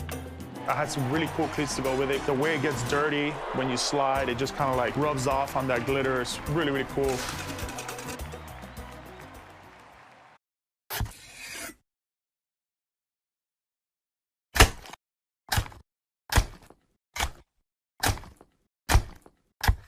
Should be tougher. Hardy Siding is engineered for our climate. James Hardy Building Products, siding with the Cubs. Learn more at jameshardy.com. On Sunday, April 19th, the Cubs take on the Mets on Scout Day at Wrigley Field. Fans who purchase tickets through Cubs.com/specials will receive an honorary 2026 Scout patch. Don't miss this offer. Bottom of the 5th here in Philadelphia. Brand new ball game, 3-3 Cubs and Phillies. It's game 2 of a 3-game set. Colin Ray on the mound. The batter is Edmundo Sosa, who's got the big hit for Philly tonight. A 3-run shot off Ray in his first at-bat in the second. The pitch. Sosa looks at a ball inside, a fastball that missed, 1-0. Cubs making some moves prior to tonight's ball game. The pitch. Inside again to Sosa, 2-0. Called up a couple of left-handers, Luke Little, Ryan Rollison, Ethan Roberts placed on the injured list. The pitch. A high fly ball hit to shallow right along the line. Coming in, Suzuki crosses over into foul territory and makes the catch on the sidetrack, gently bouncing into the sidewall. After grabbing the ball, 1 away. The first out is sponsored by Xfinity. Reliable Wi-Fi at one price for 5 years. Xfinity, imagine that. And you've heard of some wild injuries over the course of your baseball life. The Roberts injury is as peculiar as it gets as Justin Crawford digs in. He swings at the first pitch from Ray. Slow-moving bouncer up the first baseline, fielded by Bush. Races to the bag and beats the speedy Crawford to it. 2 away. So we found out that Roberts was placed on the injured list because of a lacerated right middle finger. That's this one, Koeman. I'm just showing it to you. Yeah, I know which one it is. Yeah. For documentary purposes. But it's how that finger got cut, which is just weird. He was doing some exercise drills. They call it plyometrics right near the weight room here at Citizens Bank Park as Trey Turner digs in and looks at a ball high and outside, 1-0. And apparently a vent fell out of the wall. It was going to hit his leg, so Roberts deflected it with his hand and ended up cutting his middle finger. This one. Whew. Turner looks at a strike on the outside corner. That's unbelievable, right? I mean, you just go, what the heck?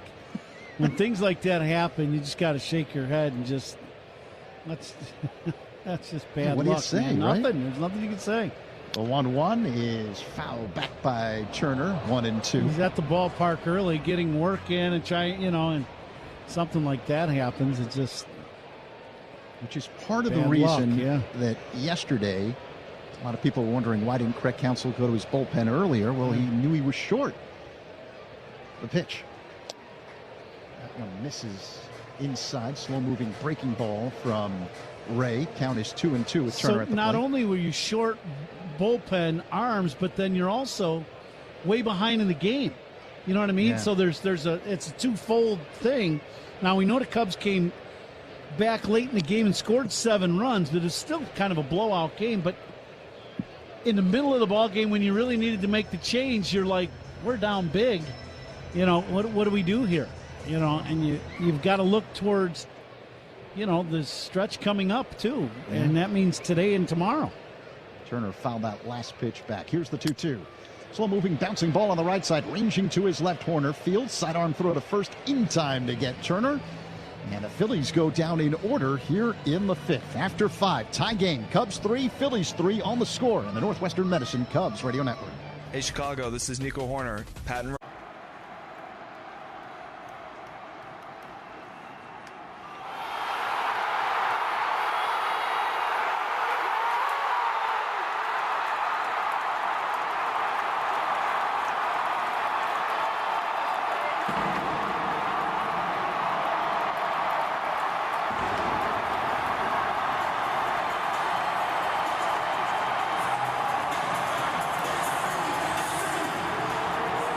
Bring up Ahmed Rosario. 2 on, 1 out. Drill deep to left field. If it's fair, it's gone. It is gone. See ya. A 3-run home run for Rosario. And the Yankees have come back to take the lead. Wow. He got what he was looking for and delivered a 3-run jack, and the Yankees take the lead. The 3rd career 2-homer game for Rosario, his first since 21. Puedes ser el dueño de grandes momentos del béisbol. MLB Auction te permite participar en la subasta de bates, bolas y jerseys autografiados, con artículos de tus equipos de grandes. The reliability you need and an elevated experience. With free Wi-Fi for Rapid Rewards members, thanks to T-Mobile. Plus options for extra legroom seats. They're like a 7th inning stretch for your whole flight. Southwest Airlines, official airline of your Chicago Cubs.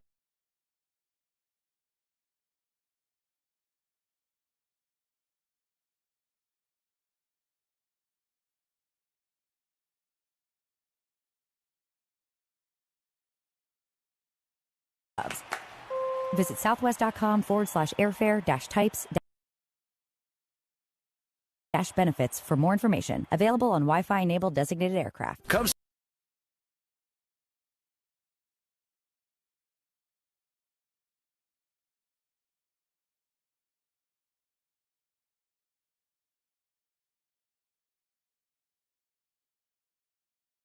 Fans, it's Pat Hughes. If your business needs lots of water, the Village of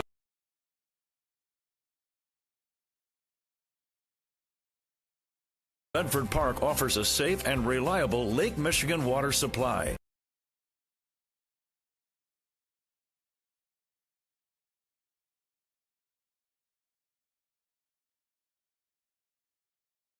Visit villageofbedfordpark.com.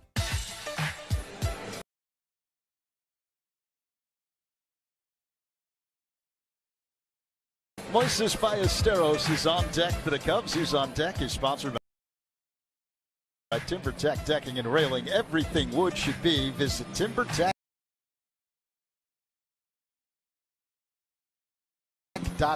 Cool. And let's see what's on tap here in the 6th inning, sponsored by Flight by Yuengling, next generation of light beer. Ball game is tied at 3, and Philadelphia.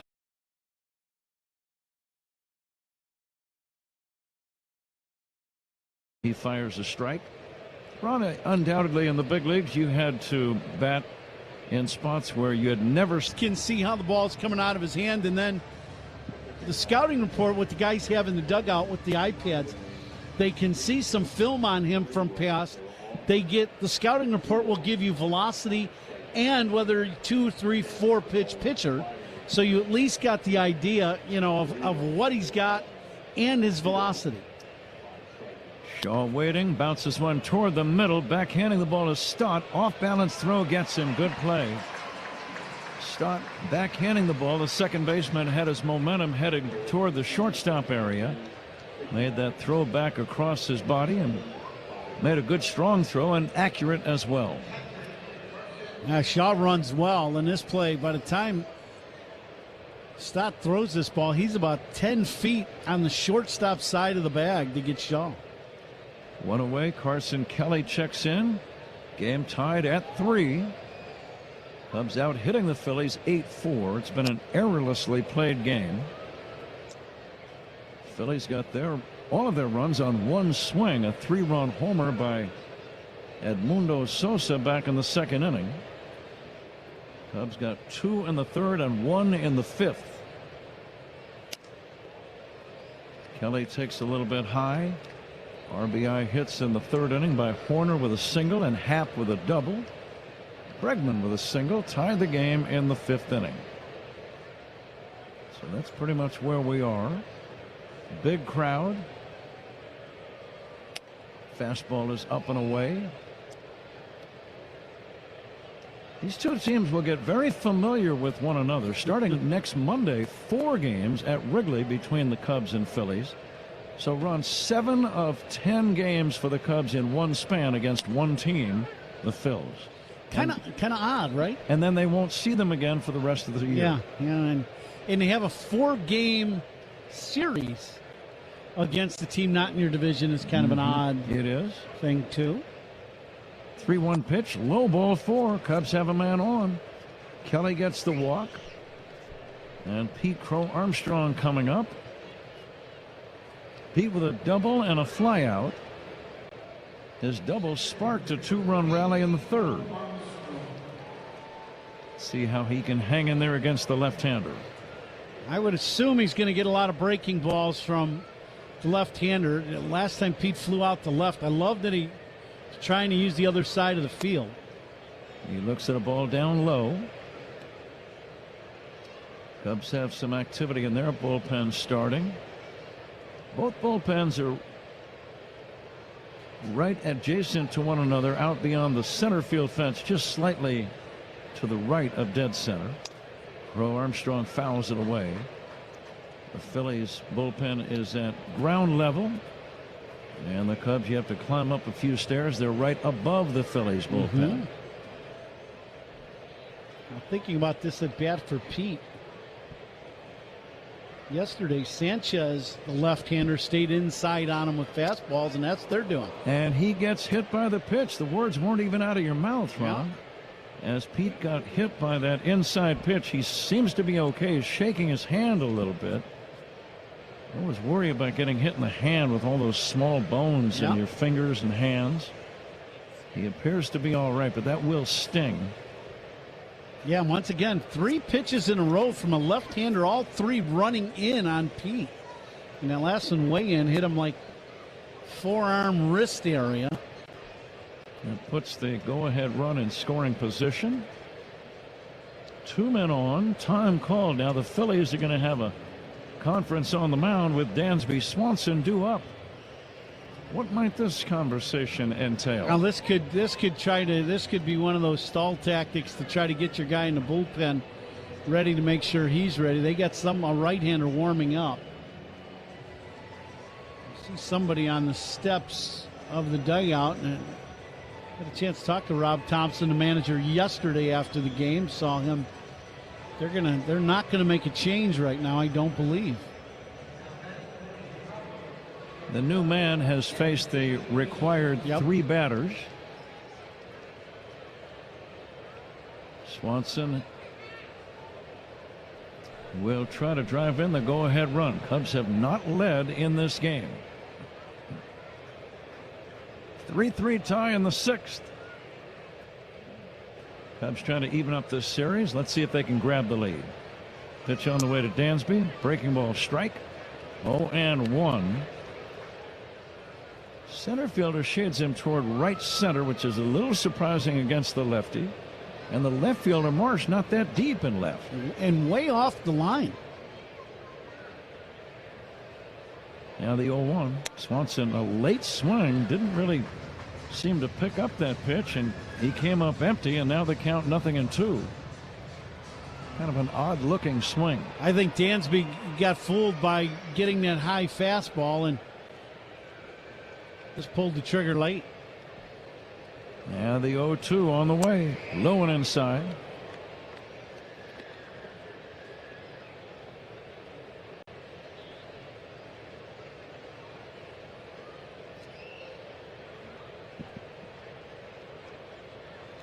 Cubs 2 games under 500.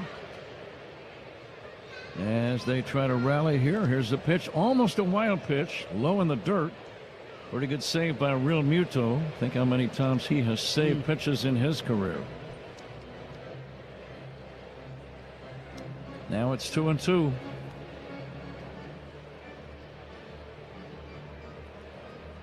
See if Dansby gets another breaking ball. He threw the last one in the dirt. A lot of times pitchers will try to come back that same pitch with a better feel. Dansby will take just outside. 3-2. Oh, there it was. Another slider. Kelly, the runner, at second. Pete Crow Armstrong at first.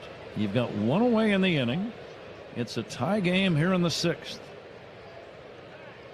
The left-hander Meza is ready. Instead, he'll back away as Dansby wasn't quite ready. Big crowd, kind of quiet all of a sudden. We had 36,000 last night. I think we're going to be in that same neighborhood tonight. I would agree. It's a big ballpark, beautiful park here in Philadelphia. Swanson trying to come through the pitch. Chopped foul at the plate. We'll do it again. Dansby 3 homers on the young season. He's driven in 9. He'd like to lift up that batting average of 170 a little bit, but he's always got some power. And he's capable of hitting long home runs. Cub runners at first and second. The pitch. Bouncer back to the mound. The throw goes to second for 1, and it gets away. It gets away, and the bases are loaded. Pete Crow Armstrong went in hard at second base, but it was a throw that the second baseman Stott just could not catch. It was down near the ground. I'm not sure if Stott stumbled a little bit as he reached for the throw, but it actually had double play written all over it, I thought, Ron, when it was first hit. Yeah, I would agree with you. And I think for Meza, he catches his ball, takes a hop, and then instead of leading the second baseman coming at the bag, he throws it back behind him and down. And I think for Stott, that was just, tough to change direction like that. And the other thing, too, is sometimes, you've got to – I don't think Stott expected a bad throw. And when you don't expect that and it happens, it catches you by surprise. Nico Horner, a check swing foul back. Bases loaded. That play could be the turning point of this game. E4. Bases full of Cubs with 1 away. Horner trying to deliver. The pitch to Nico. Swinging a bouncer foul toward first. So gives Stott the error. Swanson safe at first. Crow Armstrong at second. Maybe Pete's speed had a little bit to do with that shakiness of the defensive play at second base. Yep, I would think absolutely. Carson Kelly, the runner at third. Infield back. 0-2 on Nico. And the pitch. Ground ball into center field, a base hit. It'll drive in 1. It'll drive in 2. Swanson to third safely on a 2-run single by Nico Horner. There's the clutch hit the Cubs have been waiting for. They lead 5-3. Boy, and you just time after time after time last year, you saw Nico just come through with big hits to drive in runs. And now this year, he's the RBI leader for the Cubs, hitting basically in the leadoff spot almost every day. And boy, he gets that extra at bat, and it's worth it having him up there. He just continues to terrorize the National League with base hit after base hit, double after double, driving in runs. Cubs still with only 1 away, have 2 runs in. Runners at first and third. Infield back from Michael Busch, and he'll take outside for a ball. Horner with 3 RBIs in the game and 13 for the year.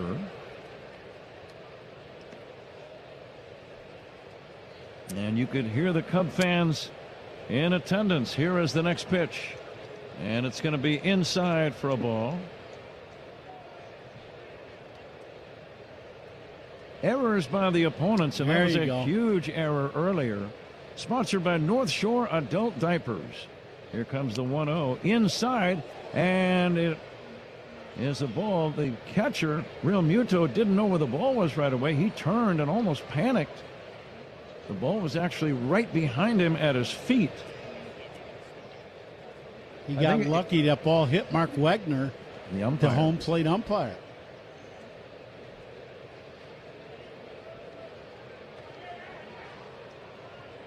Cubs looking for more. They have a 5-3 lead. The pitch way inside and ball 4.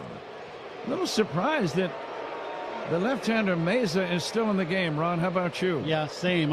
Especially to pitch against Horner. I thought, okay, got Dansby. Dansby ends up hitting the ball back to him, but I thought for sure they'd make a change with Nico. They did not, and it worked out for the Cubs. Errors by the opponents, sponsored by North Shore Adult Diapers. For even the heaviest control problems, visit northshore.com. Pitching change coming up for the opposition, sponsored by Sloan, the official water efficiency partner of the Cubs and leader in smart water and commercial restroom solutions. Learn more at sloan.com. A right-hander coming in. We'll be right back with more after this on The Score and the Northwestern Medicine Cubs Radio Network. Cubs talk on your ride home. Spiegel and Holmes, afternoons 2 to 6 on 104.3 The Score. What if you could have the most reliable Wi-Fi? And get this, what if you could keep it at the same price for 5 years? That's the Xfinity 5-year price guarantee. Just 5 years of fiber-powered Wi-Fi that boosts speeds to the devices that need them most. That finds and fixes problems before you even notice them. Like super intelligent Wi-Fi with a sixth sense. And that keeps you gaming in the fast lane, even when the whole family is banking on bandwidth. And here's the best part. No annual contracts, no hidden fees, and our best equipment included. Plus, get online in minutes with same-day Wi-Fi. Hey, let's face it, a lot can change in 5 years. Kids grow taller, dreams grow bigger, but your Wi-Fi? It would stay reliable and the price would stay put. The Xfinity 5-year price guarantee. Lock in your price and unlock the possibilities. Xfinity, imagine that. Select plans only. Restrictions apply. Powered by fiber. Connected to the premises by coaxial cable. Actual speeds vary. Time to take a look at the out-of-town scoreboard, sponsored by Club Citgo. Download the Club Citgo app. Save 23 cents per gallon on your first fill-up. Games in progress, a whole bunch of them around Major League Baseball. The Diamondbacks lead the Orioles 4-2 in the top of the 7th. Former Cub Ildemaro Vargas with a 3-run home run for the D-backs. Royals lead the Tigers 1-0 in the bottom of the 7th. Speaking of former Cubs, Brad Keller, the new Philly pitcher, on the mound. Alex Bregman at the plate. This is a key spot in this game. The Cubs have rallied to take a 5-3 lead. They have the bases loaded with 1 down, and they're in the middle of the order. Bregman had an RBI single his last time. Keller's 0-1. Base hit to right. It's going to drive in one. Nico Horner heading home. He'll score. 2-run single. Alex Bregman. Cubs lead 7-3. Boy, another big swing of the bat by the Cubs. And, this is just taking what the pitcher gives you. Bregman gets this pitch away and just shoots it through the hole on the right side. Excellent piece of hitting. We've saw Keller all last year, and this is, just a ball away. A little slide. It might have been, I think it was a slider away from Bregman, and he just hit that hole. Drove in 2 more. It's a 4-run rally, and it's not over yet. Bush stopped at second on the 2-run single. Here's Ian Happ. And the pitch to Ian is a strike. Cubs out hitting the Phillies all of a sudden 10-4 and leads 7-3. So the bottom of the order did the job in loading the bags. And now the top of the order. Nico Horner, a 2-run single, and Alex Bregman, a 2-run single. He is. They were hooting and hollering last night, and today not the same program.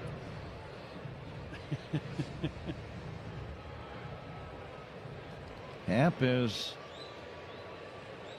the 7th man up in the inning.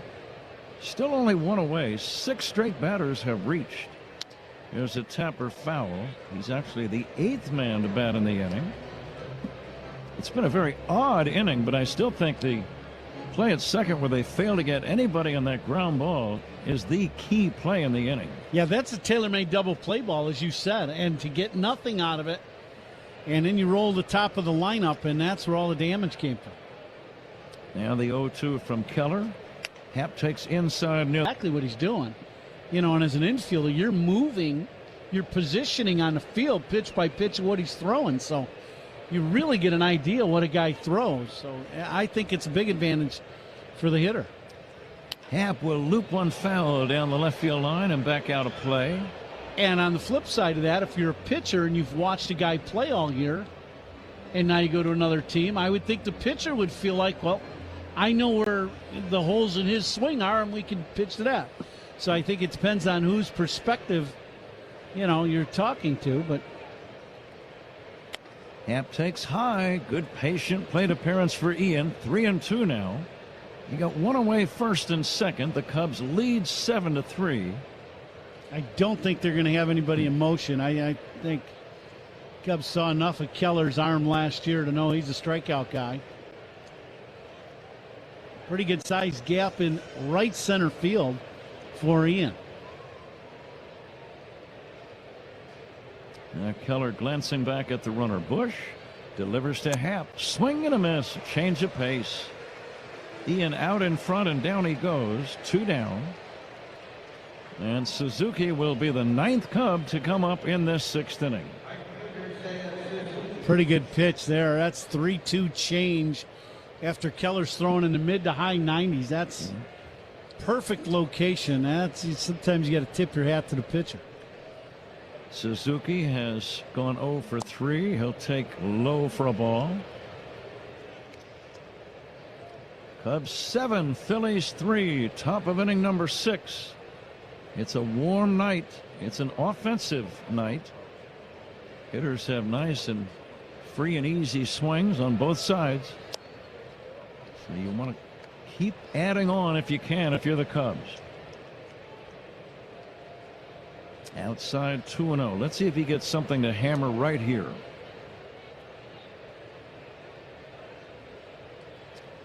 Keller, the right-hander, ready. He brings it. And it's a strike. A little surprised that Seiya was not more aggressive. A 2-0 fastball right down the middle. Yeah, he got a heater, and he was not offering at all. Bush away from second. Bregman away from first. Seiya takes a breaking ball. Strike 2 call. He just couldn't pull the trigger on that swing either. Pretty good pitch. Yep, right on the outside corner. Deuce is wild. The delivery, swing and a miss, strike 3.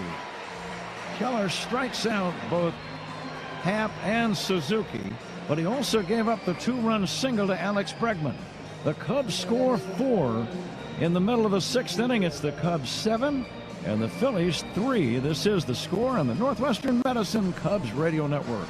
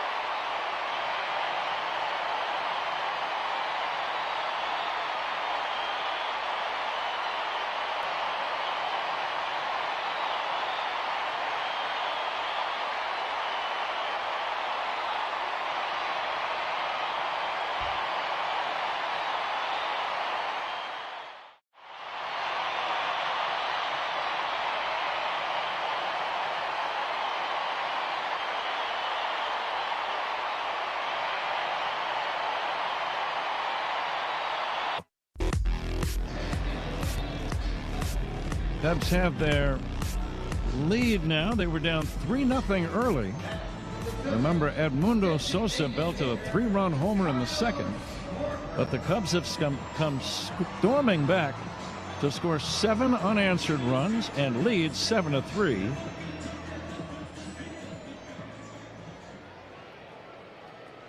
And now Kyle Schwarber will lead off in the bottom of this 6th inning. First pitch in there for a called strike. Colin Ray has done a nice job. He gave up that 3-run homer, but nothing since. See, and this is exactly what Craig Counsell wanted with the opener. Schwarber fouls it away, Ron. Right, as you go through Schwarber and Harper first inning, and Martin did a great job of going 1, 2, 3 quickly. Now, this is only the second time. Now we're in the middle of the game. We're in the bottom of the 6th. So this is the second at-bat Schwarber's going to see Colin Ray instead of the third at-bat against Colin Ray. So when you look at strategies of the game, this has worked out so far exactly how Craig Counsell wanted this to work. Schwarber almost gets hit on the leg by a breaking ball. 1-2. See, now that's where a 1-2 pitch should go. About blow his boot off. And the 1-2. Hold on the ground to first. Glove by Bush. Underhand feed to Ray on the bag. Call it out number 1. Score it 3-1.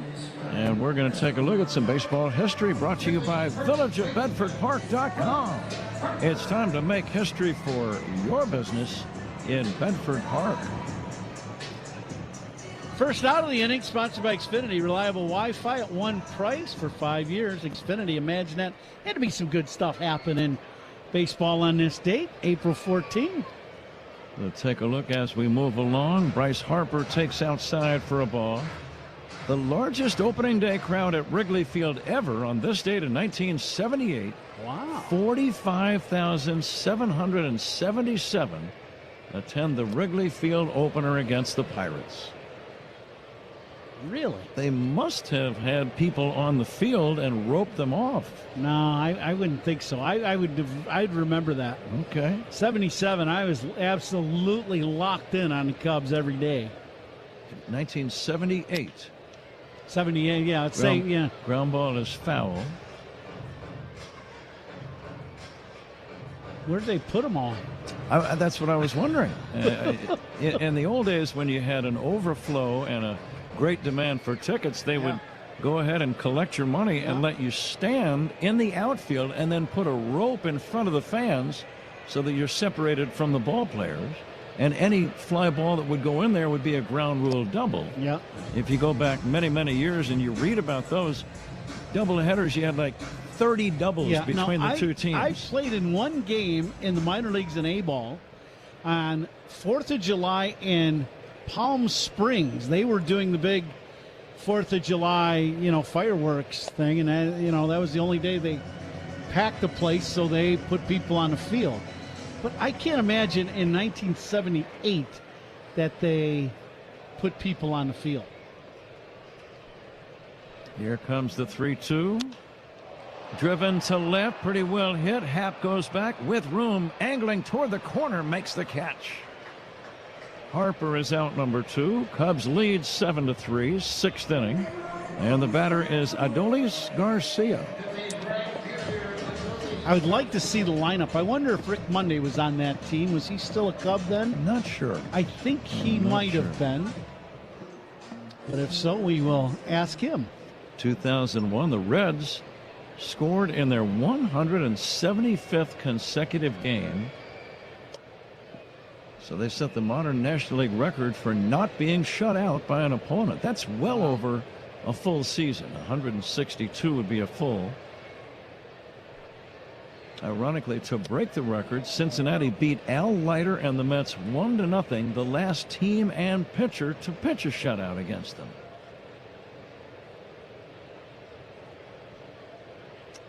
Colin Ray working on Adolis Garcia.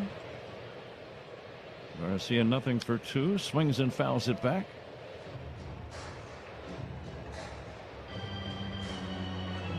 Same two teams tomorrow night.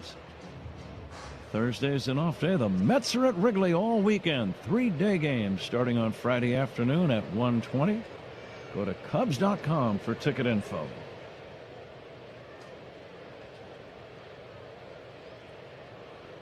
Cubs trying to even up this series. And the delivery, lifted foul off to the right and out of play. The Red Sox had a youngster, 21 years old, by the name of Billy Rohr, R-O-H-R. He made his major league debut on this date, Ron, in 1967. Came within 1 out from pitching a no-hitter. Oh, my. Elston Howard had a single on a 3-2 pitch with 2 outs in the 9th inning. Bounced to short, scooped up by Swanson, throws to first, and it's a 1-2-3 inning for Colin Ray. Rolling along, we go to the 7th. It's the Cubs 7, the Phillies 3. This is the score on the Northwestern Medicine Cubs Radio Network.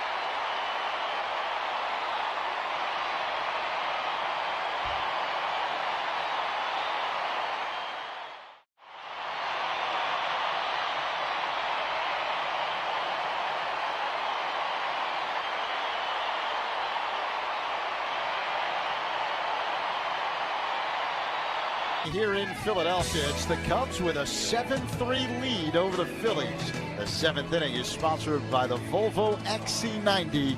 Room for everyone, ready for wherever the road takes you. Pat? All right, Zach, thank you. And thanks to Bedford Park, the state of baseball history, brought to you by the Village of BedfordPark.com. It's time to make history for your business in Bedford Park. Now, I looked up that game in '78, the opener, and it said that's where rules changed for the Cubs of selling home opening day bleacher tickets, because that's where all the fans ended up. And one of my favorite guys that ever put on a Cub uniform, and I got to know very well, Larry Bittner, hit a walk-off pinch hit home run to win the game. Old Bit Dog, he's no longer with us, but what a great, great guy he was. Larry Bittner. Yeah. Double I, right? Yeah, that's right. Yeah. All right, quickly now, without thinking, what state in the Union has a double I in the spelling? Say that again? I think you're stalling for time. What state Hawaii. of the 50? There you go. Good stalling move, though. It worked. Michael Conforto will take outside for a ball. 1-2 on Michael. Very clever stalling move, I might add. Yeah, you like got me. Yeah. Obviously not that clever.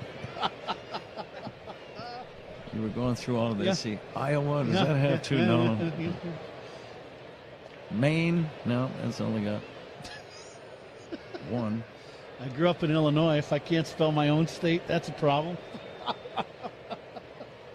Rhode Island. There's a. Oh, forget it. Yeah. I added the I sound. Here's a pitch down low to Conforto.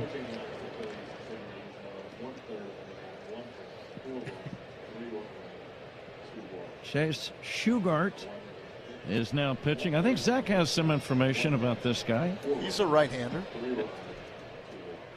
Good research, Zach. Here's a pitch swung on and missed by Michael Conforto.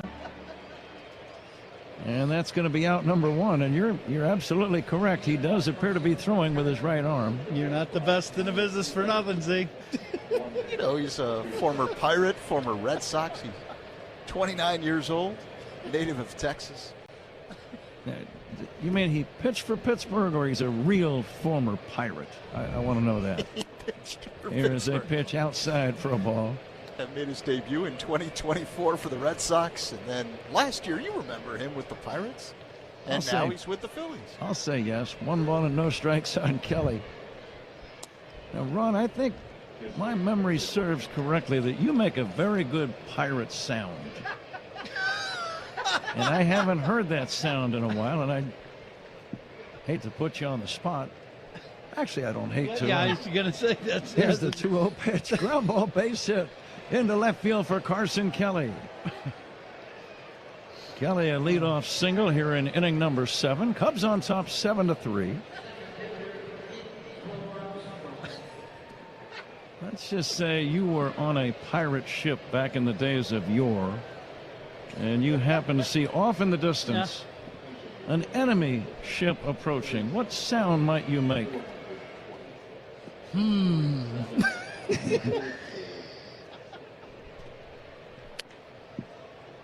Here's Pete Crow Armstrong taking inside for a ball.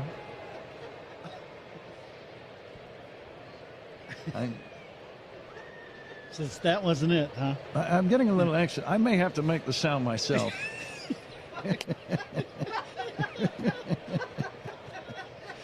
There is a strike to Pete Crow Armstrong. You're down to about 10 seconds, and then you're going to run out of time. I thought the 10-second clock ran out already, but obviously not. Did you know this was a cash deal? There is a pitch outside for a ball. I've got this spread, and it always says, make me an offer.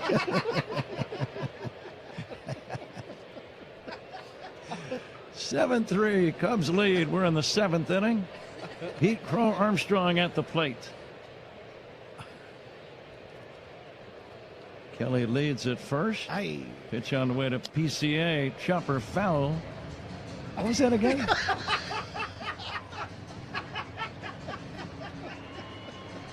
Pete chopping it foul. I thought there was kind of like the R sound in there, wasn't there? And your former imitations of a pirate, kind of like R. There it is.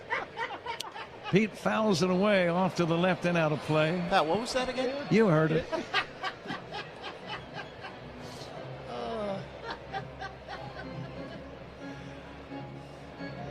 Two and two on Pete Crow Armstrong. Pete with a double and a hit by pitch. He has scampered across the plate for a couple of runs. Short lead by Kelly at first. Pete fouls it back. It was a good swing by Pete on that high fastball. Might have been a little up out of the zone, but a good aggressive swing on time in a fastball.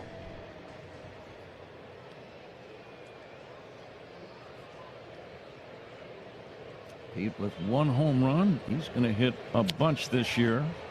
He takes strike 3 called, and that's out number 1. 1 down. We're in the 7th inning. Cubs leading 7-3, and the batter is Dansby Swanson. Oh, high gas right on the inside corner, top of the zone.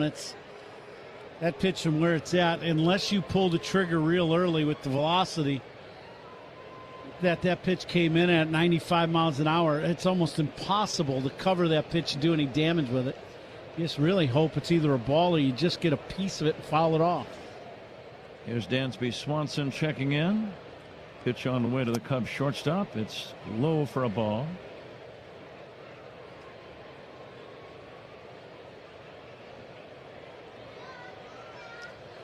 Kelly at first. Or rather, Conforto at first. No, I had it right the right time. First time. Kelly is the runner at first. Swanson waiting with 1 away here in the 7th inning. Cubs lead by 4. Chase Shugart, the right-hander for the Phillies, ready and fires. This pitch misses way outside. 2-1. This guy's got a good arm. Fastball's in the mid to upper 90s. A sinker, 94. To four-seamer, 96, 97. Swanson checks. Did he go? No swing. Okay, now it's 3-1. The Cubs lead by 4. If you're Dansby, a guy with power, Ron, he's got to be thinking big swing on this pitch. Yeah, what you do is you start looking for a certain pitch. I would look heater here and beyond time, try to catch his ball in front. He checked his swing and took outside. Yeah, how about a breaking ball on 3-1? And Dansby gets the walk. Kelly jogs to second. 2 men on, 1 away. It's a hitter's night, so the Cubs would like to add on to their 4-run lead. This game is far from decided yet. Nico Hoerner, the batter, takes outside. Nico, a 3 RBI game in the leadoff spot. Drove in a run with a 3rd inning single. Drove in 2 with a 6th inning base hit. And Hoerner will take outside, and the count now 2-0. What's he thinking? I've seen a back-to-back breaking balls away. I think he's going to see a fastball here. I would look fastball, and if I didn't get it, that's fine. But I'd be on the fastball and look to do damage on this pitch. Nico drives one in the air to deep center. Going back is Crawford near the track. And that's going to be caught by Crawford to end the inning. Cubs threaten. They leave a couple. We go to the bottom of the 7th inning. Cubs 7, Phillies 3. This is The Score and the Northwestern Medicine Cubs Radio Network. This is your home for every pitch of Cubs baseball on 104.3 The Score and the Cubs Radio Network.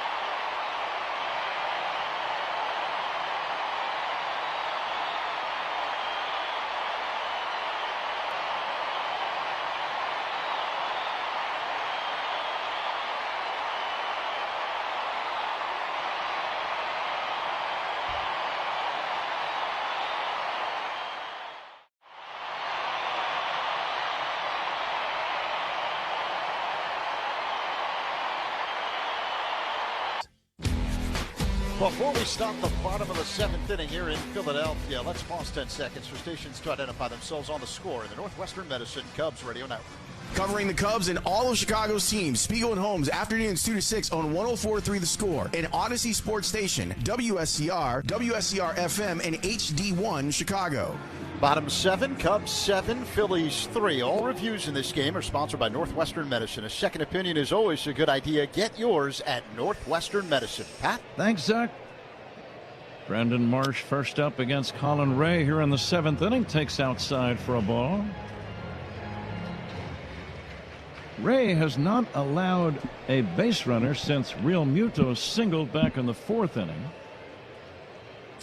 Here's a chopper foul at the plate. He has set down 7 in a row.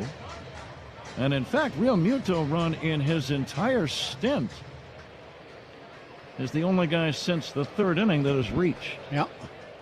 This strategy that the Cubs employed today with the opener of Martin. That pitch misses up and away. who got a quick 1-2-3 inning. He was the lefty. He starts. Riley Martin starts. And fly out 9, punch out of Schwarber, fly out 8, and then Colin Ray comes in, and he has been outstanding. Fly ball to left, pretty well hit. Back goes Happ to the left field fence area, makes the catch.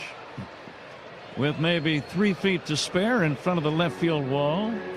1 down. Marsh retired. Real Muto batting. So, when you think about this ball game, this has worked out exactly the way the Cubs wanted this to work out. Still far from over. We're only in the 7th inning, and this Philly team has a lot of firepower. JT Real Muto 2 for 2 steps in. Cubs out hitting the Phils 11-4. Curveball is away, ball 1. Coming to you live all season long from the Invesco QQQ broadcast booth, proud partner of the Chicago Cubs. And the next pitch inside, 2-0. You got to throw strikes to this guy. Real Muto has always had a good knowledge of the zone. Kelly going out to talk to Colin Ray. First out of the inning, sponsored by Xfinity. Reliable Wi-Fi at one price for 5 years. Xfinity, imagine that. Well, you got a couple of these. Catch of the game and tough play of the game. You got a catch of the game you're thinking of? Something that happened? A couple double plays. Suzuki made a pretty nice catch over near the stands. Yeah, there earlier. you go. Yeah. We'll make that the catch of the game today for sure. Catch of the game sponsored by Catch Des Moines. That play was a real trip, and so is Des Moines. It's a trip. Make it yours at CatchDesMoines.com. 2-0 to Real Muto. Good pitch. Swung on and missed a bender. 2-1. Bryson Stott is on deck. Activity commencing in the Cub bullpen. Ground ball to short, scooped up by Swanson. He'll throw to first. 2 down. Well, Colin Ray just cruising along. You see if he can get through this inning, but he looks very sharp. Tough play of the game. It's sponsored by Loyola Medicine. Loyola Medicine defines tough. And how about giving that to Riley Martin today? How about that? He gets the opener spot, I like right? that. And his first big league start, but he's a bullpen guy for the Cubs. He has been a starter in the past in the minor leagues, but a bullpen start for a guy that's just been called up not too long ago, and he goes through Turner, Schwarber, Harper, 3 star players in the league, 1, 2, 3 in the first. Set the tone nicely. Bryson Stott takes outside. 1 ball, 1 strike. Ray has not walked a man tonight. And that's kind of typical of him. He rarely self-destructs. Swing and a miss. Good sharp breaking ball. 1-2. What's on your mind here? You got a couple options. You can go with that slider down, or you can elevate a fastball. That last one was a change, I think. It had been a split down. So the replay, that thing was diving down. Yeah, that was good. Good split finger going straight down. You might want to throw another one.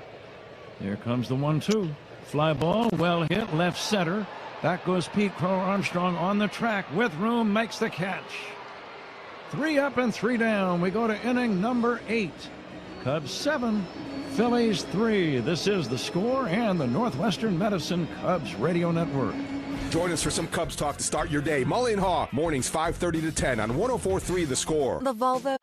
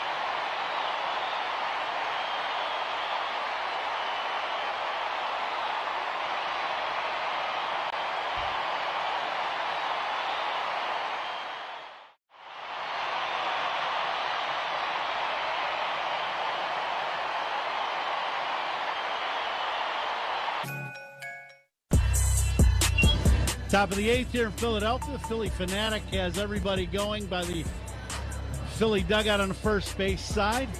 Cubs up 7-3 in the 8th. This 8th inning is sponsored by Cars for Kids, 877 Cars for Kids.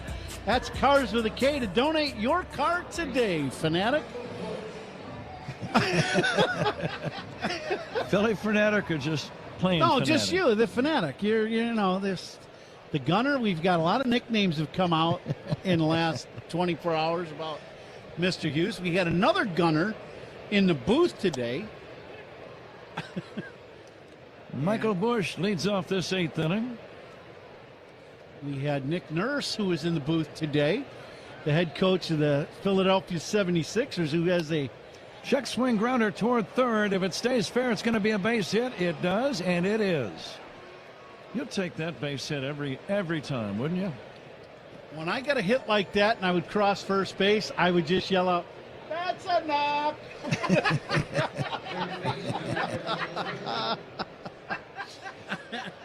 I don't think the pitchers thought it was as funny as I did, though. I'm sure.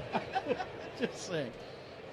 I was reading about the Yankees and the Angels last night, and Aaron Judge said he was all set to talk smack to Mike Trout because Trout hit one and close to a home run, but here's a swing and a smash to third. Backhanded on the short hop by Sosa. Throws to first.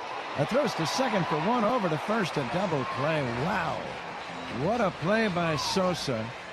A line drive to his backhand side on a short hop. And he made it look routine. It becomes a 5-4-3 double play. You can't hit a ball much harder than Bregman just did. One third baseman ruins the moment for another. That's an extra base hit all the way if Sosa doesn't make a great backhanded pick. 2 down, and here is Ian Happ. But I was laughing reading about it. And Aaron Judge was saying I was all set to tease Mike Trout because he flied out deep. And I was going to say, gee, you hit one all the way to the warning track. Good for you. Yeah, way congratulations. To go. Yeah. 0-1 on Ian Happ. I was saying just a second, we had the head coach of the Philadelphia 76ers, a huge Cub fan. Nick Nurse was in there. He's actually championship coach of the Raptors. We had him in for Toronto a few years back. I remember. He Great. sang the stretch. Great guy from Carroll, Iowa. But a very nice guy. Great Cub fan. We had a good chat. And it might have come to the attention of the head coach that we had another Gunner in the booth. I'm sure it did. Yeah, I've got some college eligibility left. Yeah. So what? He's got pro contracts in his back pocket. How about that? Well, make me an offer. There we go. That's what we were looking for. It's not a big market for guys my age in the NBA these days. I've noticed that. Swing and a miss by Ian Happ. And that ends the inning. No runs. No hits, make it one hit. No runs, one hit. The double play wiped out the man on base and none left. We go to the bottom of the 8th inning. Cubs 7, Phillies 3. This is The Score and the Northwestern Medicine Cubs Radio Network. This is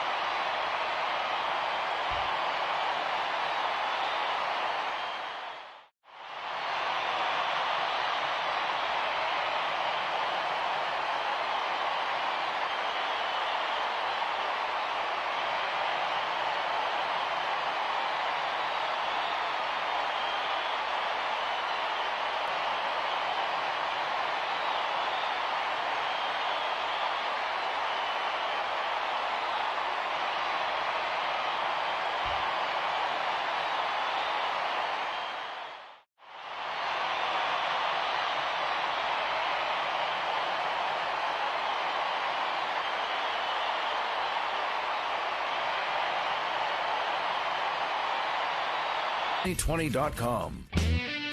MLB Plus is new for 2026. Stream MLB Network 24/7 in the U.S. and select out-of-market games every week, plus live radio broadcasts of every game, game day 3D, big inning, and minor league action. Visit MLB.com/MLB Plus to subscribe today. Pat? Zach, we would like to invite everyone to please stay tuned for the toast of the game. Ball player presented by Benny's Beverage Depot. Coming up in the 9th inning, Ron Coomer will be making that bottom of this 8th inning. Edmundo Sosa homered in the 2nd inning. A 3-run homer to give the Phillies an early lead, but since then the Cubs have come storming back to score 7 unanswered runs, and the Cubs lead 7-3. The pitch to Sosa from Jacob Webb, the new right-handed pitcher, is fouled away. See how we did with our guesses in the Benny's Beverage Depot attendance game. The actual figure, 37,426. Zach Zaidman closest. He guessed 37. And speaking of Zach, he is right now industriously preparing his post-game show. Stay tuned for the Old National Bank Cubs radio post-game show with Zach Zaidman.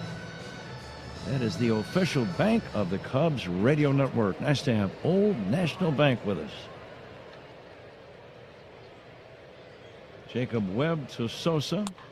Fly ball to left down the line. Long run. Ian Happ dives. Can't get it. The ball up against the wall. It's going to be a double. Sosa with a double to left. Valiant effort by Happ. Diving toward the line near the corner. Missed it by less than a foot. Now Sosa in the ball game. Phillies only got 5 hits in the game. He's got 2 of them and 2 extra base hits. And a dazzling play at third base last inning. He's making a play to try to get more playing time for this Phillies ball club. Justin Crawford, the hitter, and he takes strike 1. You hit 3-run homers and a couple extra base hits in a game and pick it like a Gold Glover in the infield, you get more playing time. We'll see him tomorrow night. Yeah, you get more playing time. That's an absolute. Crawford takes inside, the left-handed batter, nothing for 2. Pat, Cubs stolen bases are powered by Turo Tire, Chicago's hometown tire. Find a dealer at Turo.com. Fastball missing a little bit high, 2-1.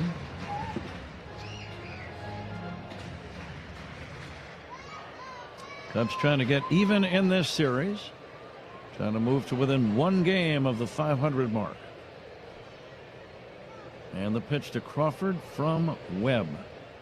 Swing and a miss. Nice change.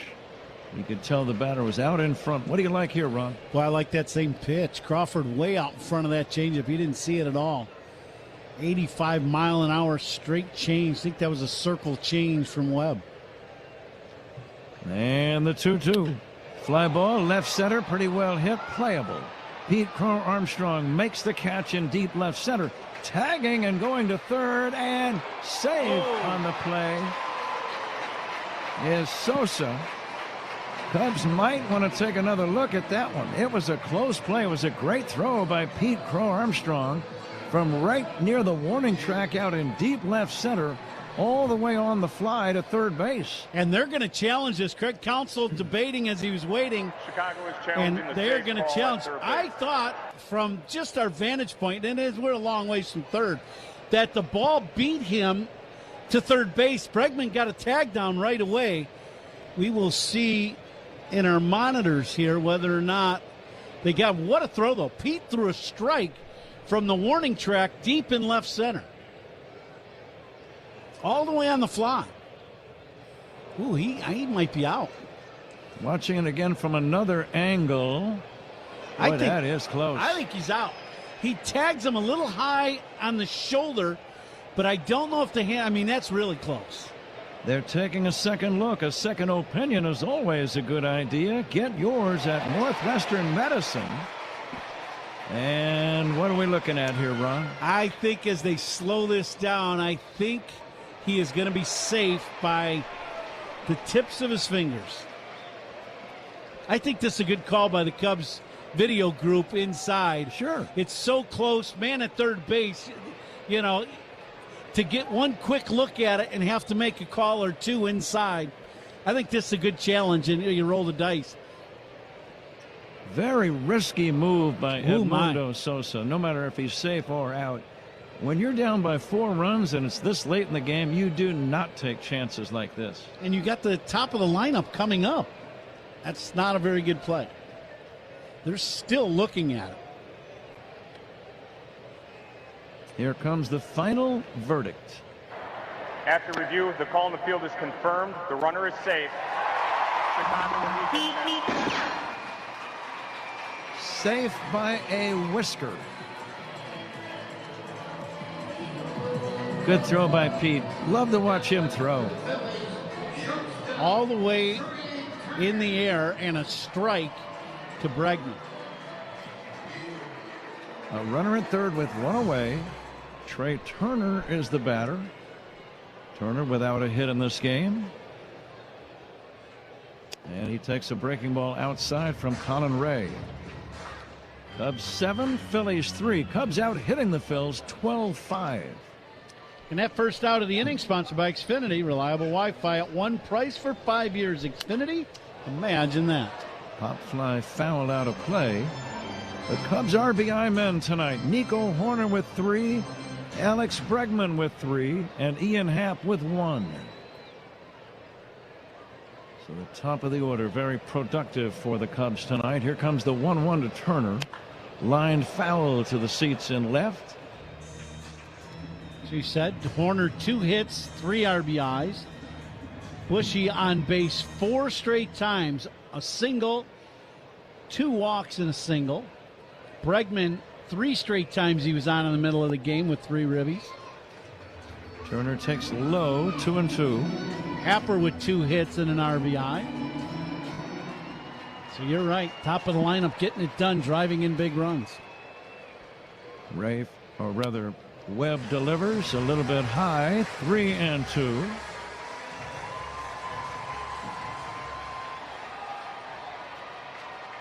Jacob Webb needs to throw a strike here.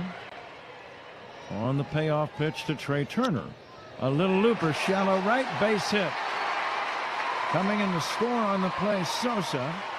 Turner with a soft single over the head of Nico Horner. And now it's a 7-4 ball game. Now this is one of those ballparks in a team they're playing against, the Cubs. At, you know, these close games, and then you roll over the top of the lineup. They got some serious boppers at the top of this lineup.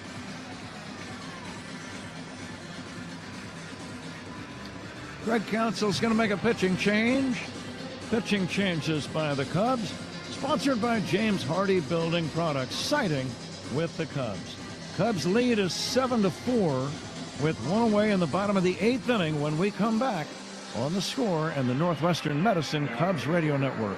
The Cubs play here on 104.3 The Score and the Northwestern Medicine Cubs Radio Network.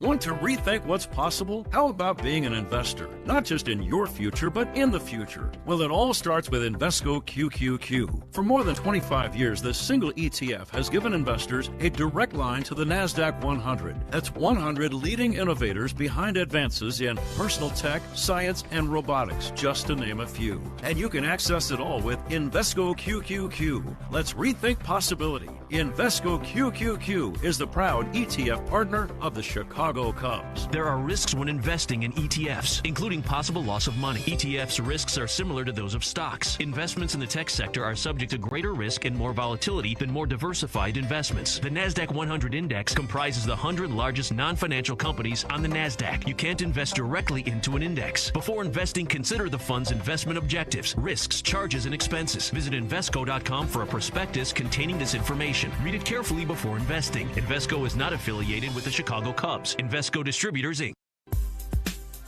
Time to check the Major League Baseball scoreboard. The Reds, a 2-1 winner over the Giants as Sal Stewart connected on a solo home run, his 5th for Cincinnati. The Reds now 10-7 on the year. Tigers beat the Royals 2-1. Dylan Dingler, the go-ahead double for Detroit. Games in progress, a whole bunch of them. Diamondbacks lead the Orioles 4-3 in the top of the ninth. Former Cub Ildemaro Vargas with a 3-run shot for the D-backs. Nationals lead the Pirates 5-4. C.J. Abrams a solo shot. They're in the last of the seventh. Other action, top 8. The Angels all over the Yankees 7-0. Mike Trout hitting his 5th home run. Marlins leading the Braves 4-3 after 7 innings of play. Twins on top of the Red Sox 5-0 in the top of the 6th. Byron Buxton with a solo shot, his 2nd. Rays lead the White Sox 4-3, top of the 6th. Pat? Okay, Zach, here in Philadelphia, the Cubs lead 7-4. One away, bottom of the 8th inning. Caleb Thielbar working on Kyle Schwarber, lefty against lefty. First pitch outside, ball 1. Schwarber tonight, nothing for 3. Struck out twice and grounded out. And the pitch by Thielbar. Looped into shallow center, a base hit. Cor Armstrong gets it back in. Schwarber with a base hit. Now the tying run at the plate with one away here in the 8th inning. Instant replays in this ball game. This strike ball challenge sponsored by Northwest Medicine.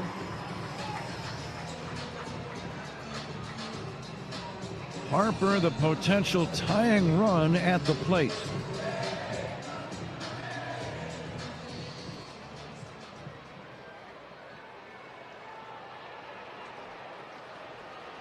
Thielbar, the veteran southpaw, facing the left-handed slugger Harper. Swing and a foul back. 0-1. First pitch breaking ball to Harper, and he was right on time. Good location by Thielbar, but that tells you that Harper is looking for breaking ball. Runners take their leads, 1st and 2nd. And now the 0-1, low and outside. Manager's challenges he had won this inning. They're taking a second look, second opinion. Always a good idea. Get yours at Northwestern Medicine. Thielbar appearing in his 8th game of the year. He is ready and delivers. Fastball, strike 2, call, bullseye. Good pitch, boy. He painted the outside corner with his best fastball. 94 right on the corner at the knees. Now he's ahead of Harper, 1-2. Time called by Harper.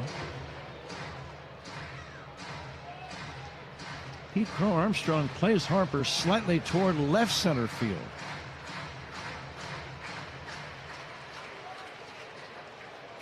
Big crowd here in Philadelphia, 37,000 plus. The pitch up and in for a ball, 2-2. Harper quickly backing away, and the helmet flew off of his head. The count now 2-2. Yeah, pitch was inside, but I think it more shocked Harper than anything else. I don't know if it was quite that close. Yeah, as I see a replay, it was in tight. Turn of the runner at 2nd, Schwarber at 1st, and the 2-2. Low and away, ball 3.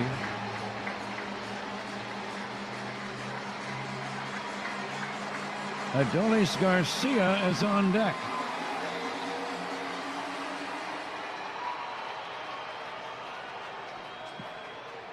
Three and 2 on Harper. The pitch by Thielbar. Swing and a miss. Strike 3. Gets him. A fastball near the outside corner, but it came in there at about 95 in a very good spot, Ron. I don't know who is calling the pitches in that sequence, if Thielbar was calling his own pitches or Kelly, but that's outstanding. That's recognition of Harper sitting on breaking ball and then him buzzing 2 fastballs in the zone on a corner away to get the punch out. Great job by the guys there. Adolis Garcia takes outside. He's a right-handed batter. Strikeouts by Cubs pitchers brought to you by your Chicago and Northwest Indiana Hyundai dealers.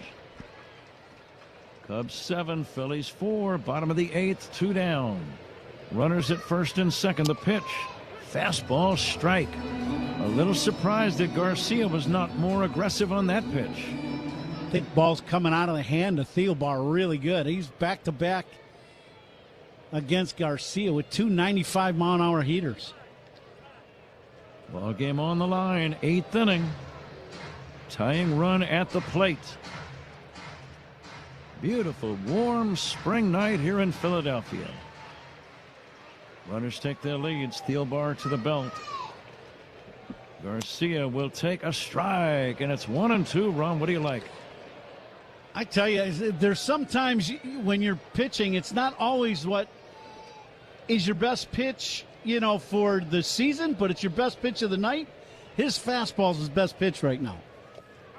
Off-speed delivery, check swing, no swing, 2-2. Now that was a good sharp slider. That was down and in. That one had some bite to it going down. I'd go right back to that fastball. Now, if you could paint a fastball away with all these pitches that have been in, and you could hit the outside corner, you'd punch him out. Garcia waits. 2 outs, 2 on, 2 balls, 2 strikes. The pitch. It's a wild pitch. Over the head of Kelly, back to the screen. Runners advance to second and third, and the count goes to 3-2 on Garcia. I just think Thielbar on that one, he was rearing back and trying to throw it as hard as he could possibly throw it, and just uncorked one a little high. So now 2 men in scoring position, tying run at the plate. 3-2 on Garcia. The pitch by Thielbar. Ball 4, he walked in. Breaking ball was low. Bags loaded.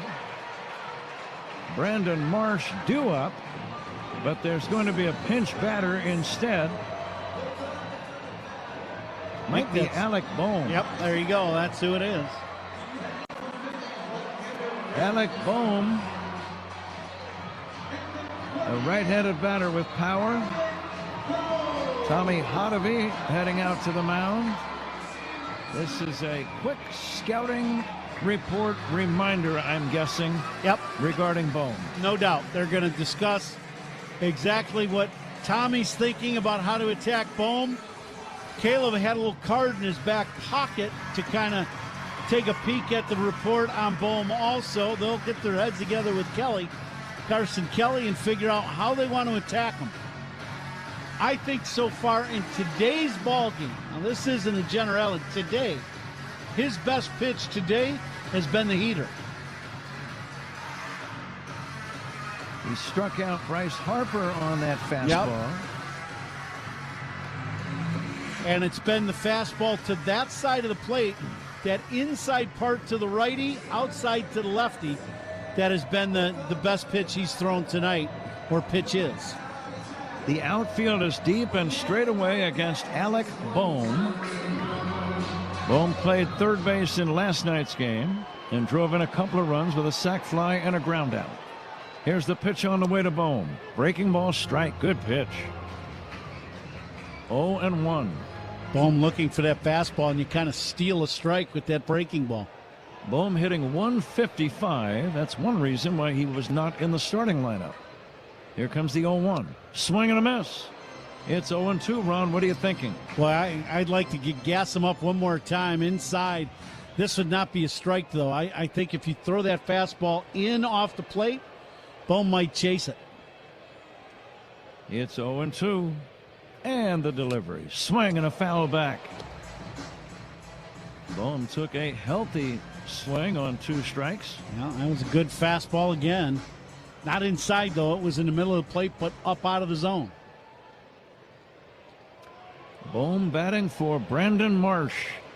Bases full of Phillies. Cubs lead 7-4, 8th inning, 2 down. The pitch. Swing and a miss. Strike 3. Caleb Thielbar strikes out Alec Bohm, and the inning comes to an end. The Phillies get 1, but they leave 3. We go to the 9th inning. Cubs 7, Phillies 4. This is The Score and the Northwestern Medicine Cubs Radio Network. Covering every Cubs game all season long, Rahimi, Harrison, Grody, middays 10 to 2 on 104.3 The Score.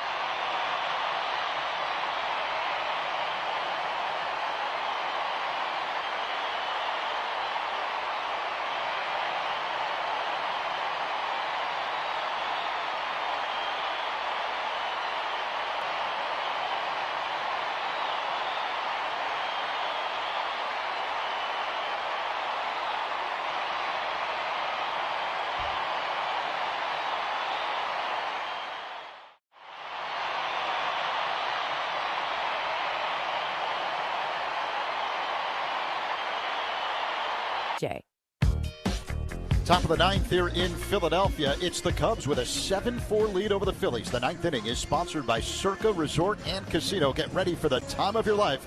CircaLasVegas.com. Pat? Left-hander Tanner Banks is the new man on the mound for the Phillies. Banks has appeared in 5 games this year, all in relief. No wins or losses and a 1.59 ERA. Otto Kemp is the new left fielder, replacing Brandon Marsh, who left the game for the pinch batter Alec Bohm. Cubs 7, Phillies 4. Seiya Suzuki leads off the ninth inning and takes a strike. And just thinking about the bottom of the 8th inning that just passed, the Cubs would love to get another couple of runs right now. Suzuki takes low and in, almost hit him. Great job by Thielbar. How about that, Pat? Coming in, you got to go through Schwarber and Harper, and he did a great job. Schwarber just gets a little soft single, but he got Harper out with a punch out. That was some big pitching by Thielbar. Here's a little looper, shallow right field. That ball is going to be in there for a base hit. Seiya Suzuki, who was 0 for 4 with 3 strikeouts, will gladly take that little pop fly single. That little soft single, little inside out swing by Seiya, and dumps that one in the right.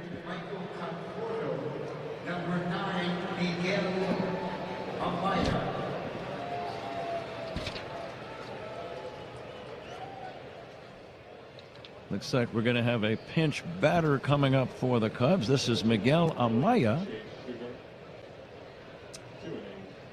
Amaya pinch hitting in this spot. Tanner Banks delivers high and inside for a ball. 1-0.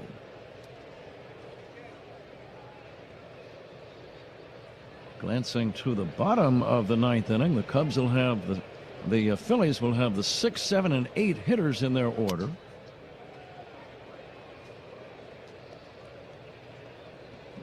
Banks missing inside to Amaya. Amaya feet spread wide apart, wider than shoulder width. And the next offering taken outside, 3-0. Do you green light him here or not? You know how I feel about that. I'm a yes. I love the idea of coming in and swinging at fastballs, but I also like getting green light on 3-0. He's taking a strike. He was taking, it appeared, and now he'll be ready to swing nice and easy if he can. That was a good pitcher's pitch outside corner. Suzuki leads at first. The pitch to Amaya. That's going to be high for ball 4.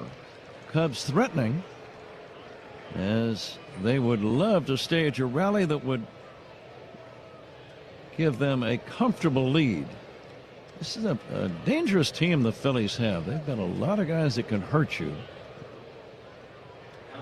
And the batter now is Carson Kelly. Well, this ballpark and you know, the warm night, you just don't want to take a chance at, you know, you start putting some guys on, and next thing you know, one swing of the bat can tie or give them the game. Kelly will take a strike. How aggressive are you in this at bat? I'm aggressive. I think for Carson, I think he's going to be swinging. You really want to drive in a run here if you can.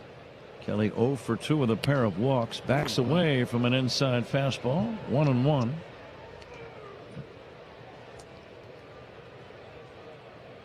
Banks has been pretty erratic, though, so far. He's thrown that many strikes. I'm kind of surprised. 2 men on, nobody out, ninth inning. Some of the fans have gone home. 37,426. The announced attendance here in Philly tonight. Now Cub runners at first and second take their leads. The 1-1 fouled away. Carson frustrated with himself that he didn't do something with that last pitch. A little hanging breaking ball inside. He put a big swing on it and fouled it back. Cubs lost the series opener last night 13-7, trying to get even here this evening. Leading by 3 in the ninth inning. And the 1-2 pitch from Banks. And Kelly drives one in the air, deep left center. Back goes Crawford, back near the center field fence. That ball is gone. 3-run homer, Carson Kelly. Cubs lead 10-4. It just kept carrying over the 409 sign in the deepest part of left center. Not only did that clear the bases, it might have started to clear out Citizens Bank Ballpark. What a huge swing of the bat for the Cubs and for Kelly. And if you remember, he got the big hit in the final game of the homestand, the walk-off extra base knock off the right center field wall. And now this one, 3-run bomb to left center. Big swing of the bat. Fans are leaving in droves. Curveball is in there for a strike to Pete Crow Armstrong. I've heard that and I've said that my whole life. I'm not sure exactly what that means. Zach, what would a drove be, and why are people leaving in droves? Here is a pitch inside for a ball, and I'm not sure why I'm putting the pressure on you to answer that, but I did. You going to ask your friend? And where did that originate? AI? You're going to love this, Pat. Oh, boy. Here we go. Here's the one. That's why I asked. Yeah, according to Merriam-Webster, the term droves is derived from the Old English draft, D-R-A-F, referring to beasts driven in a body. And I don't know what that means, but... I got it now. I'm much better now. So we got the beasts in the story. That's always good to include at least one beast in every good story. Now 1 ball and 2 strikes on Crow Armstrong. Line in the center field. There's a base hit. Pete Crow Armstrong with his second knock. And the Cubs leading by a score of 10-4 here in the 9th inning. So Zach, is there more, or was that was the extent of droves?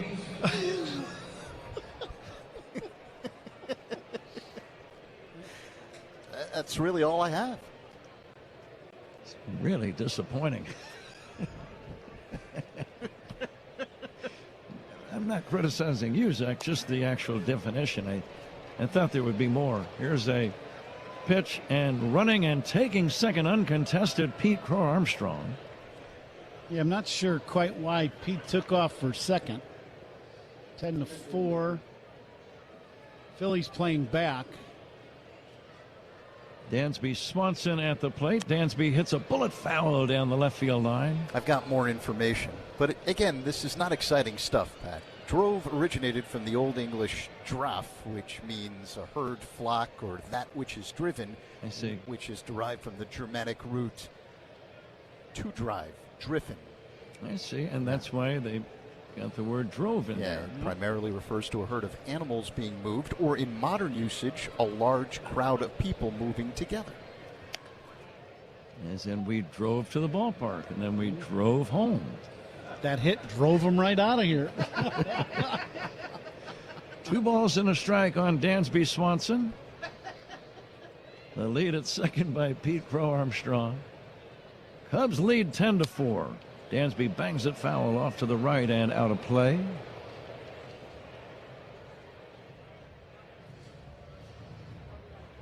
Now, isn't a guy who moves cattle, isn't he known as a drover?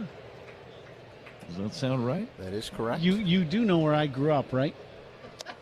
We didn't have a lot of cattle on the southwest side of Chicago. Only a jewel.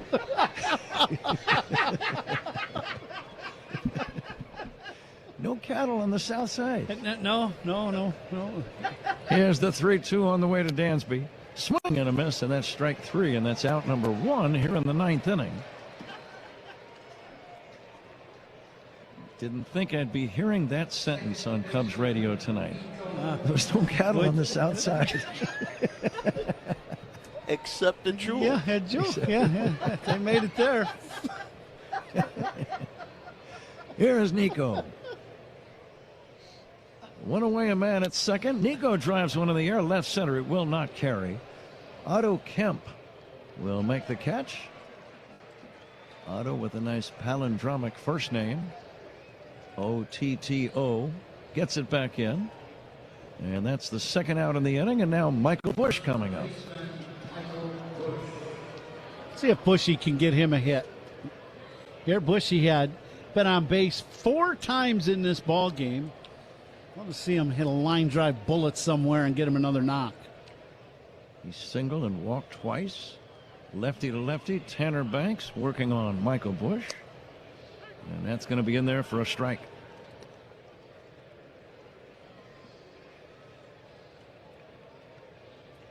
Some of the fans continue to head for the exits.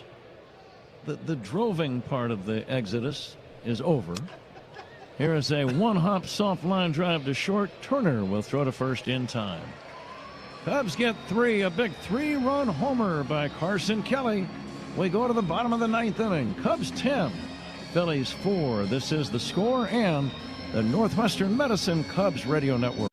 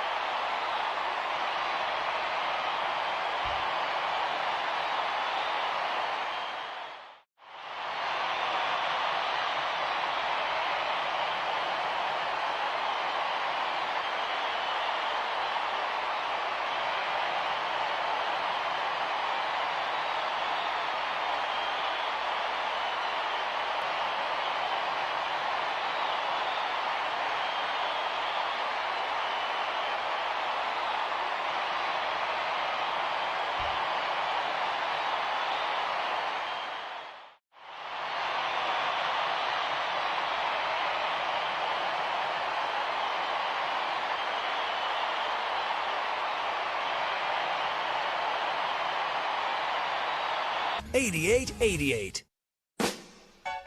This copyrighted broadcast is presented by authority of the Chicago Cubs and may not be reproduced or retransmitted in any form, and the accounts and descriptions of this game may not be disseminated without the express written consent of the Chicago Cubs. Getting set for the bottom of the 9th, Cubs with a 10-4 lead over the Phillies, and a new man on the mound making his Cubs debut. 27-year-old left-hander Ryan Rollison, called up prior to tonight's ball game. He broke into the big leagues last season with Colorado. 31 games, 1-0 with a 7+ ERA. Pat? He's a big left-hander, Zach. Stands 6'2". Looks like he weighs about 200 pounds as he goes to work on JT Realmuto. Realmuto takes high. Cubs lead 10-4. The Phillies prevailed last night 13-7. So a lot of hitting, a lot of scoring, and some home runs in this series, and we'll be right back out here again tomorrow night. Rollison will deliver a strike to Realmuto. Rollison last year was in 31 games for Colorado last year. Here's the pitch on the way. Curveball drops in beautifully for a called strike.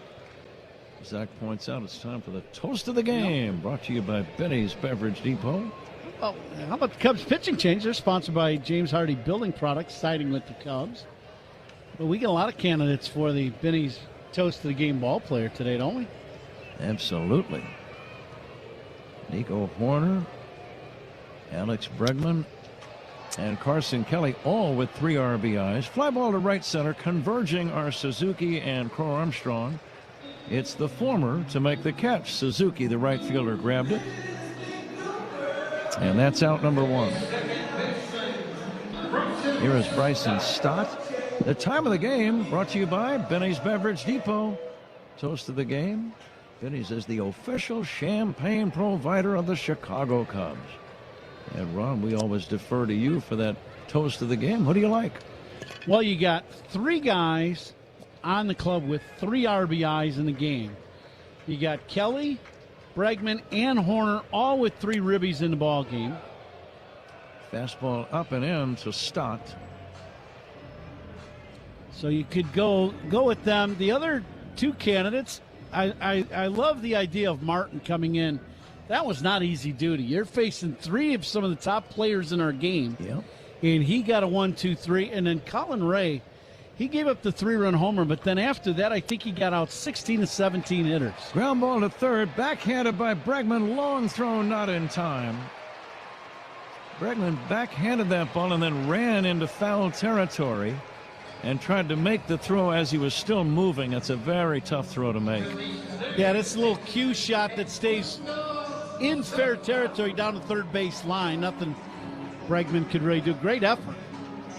No chance. You can do a number on your shoulder trying to make that throw, too.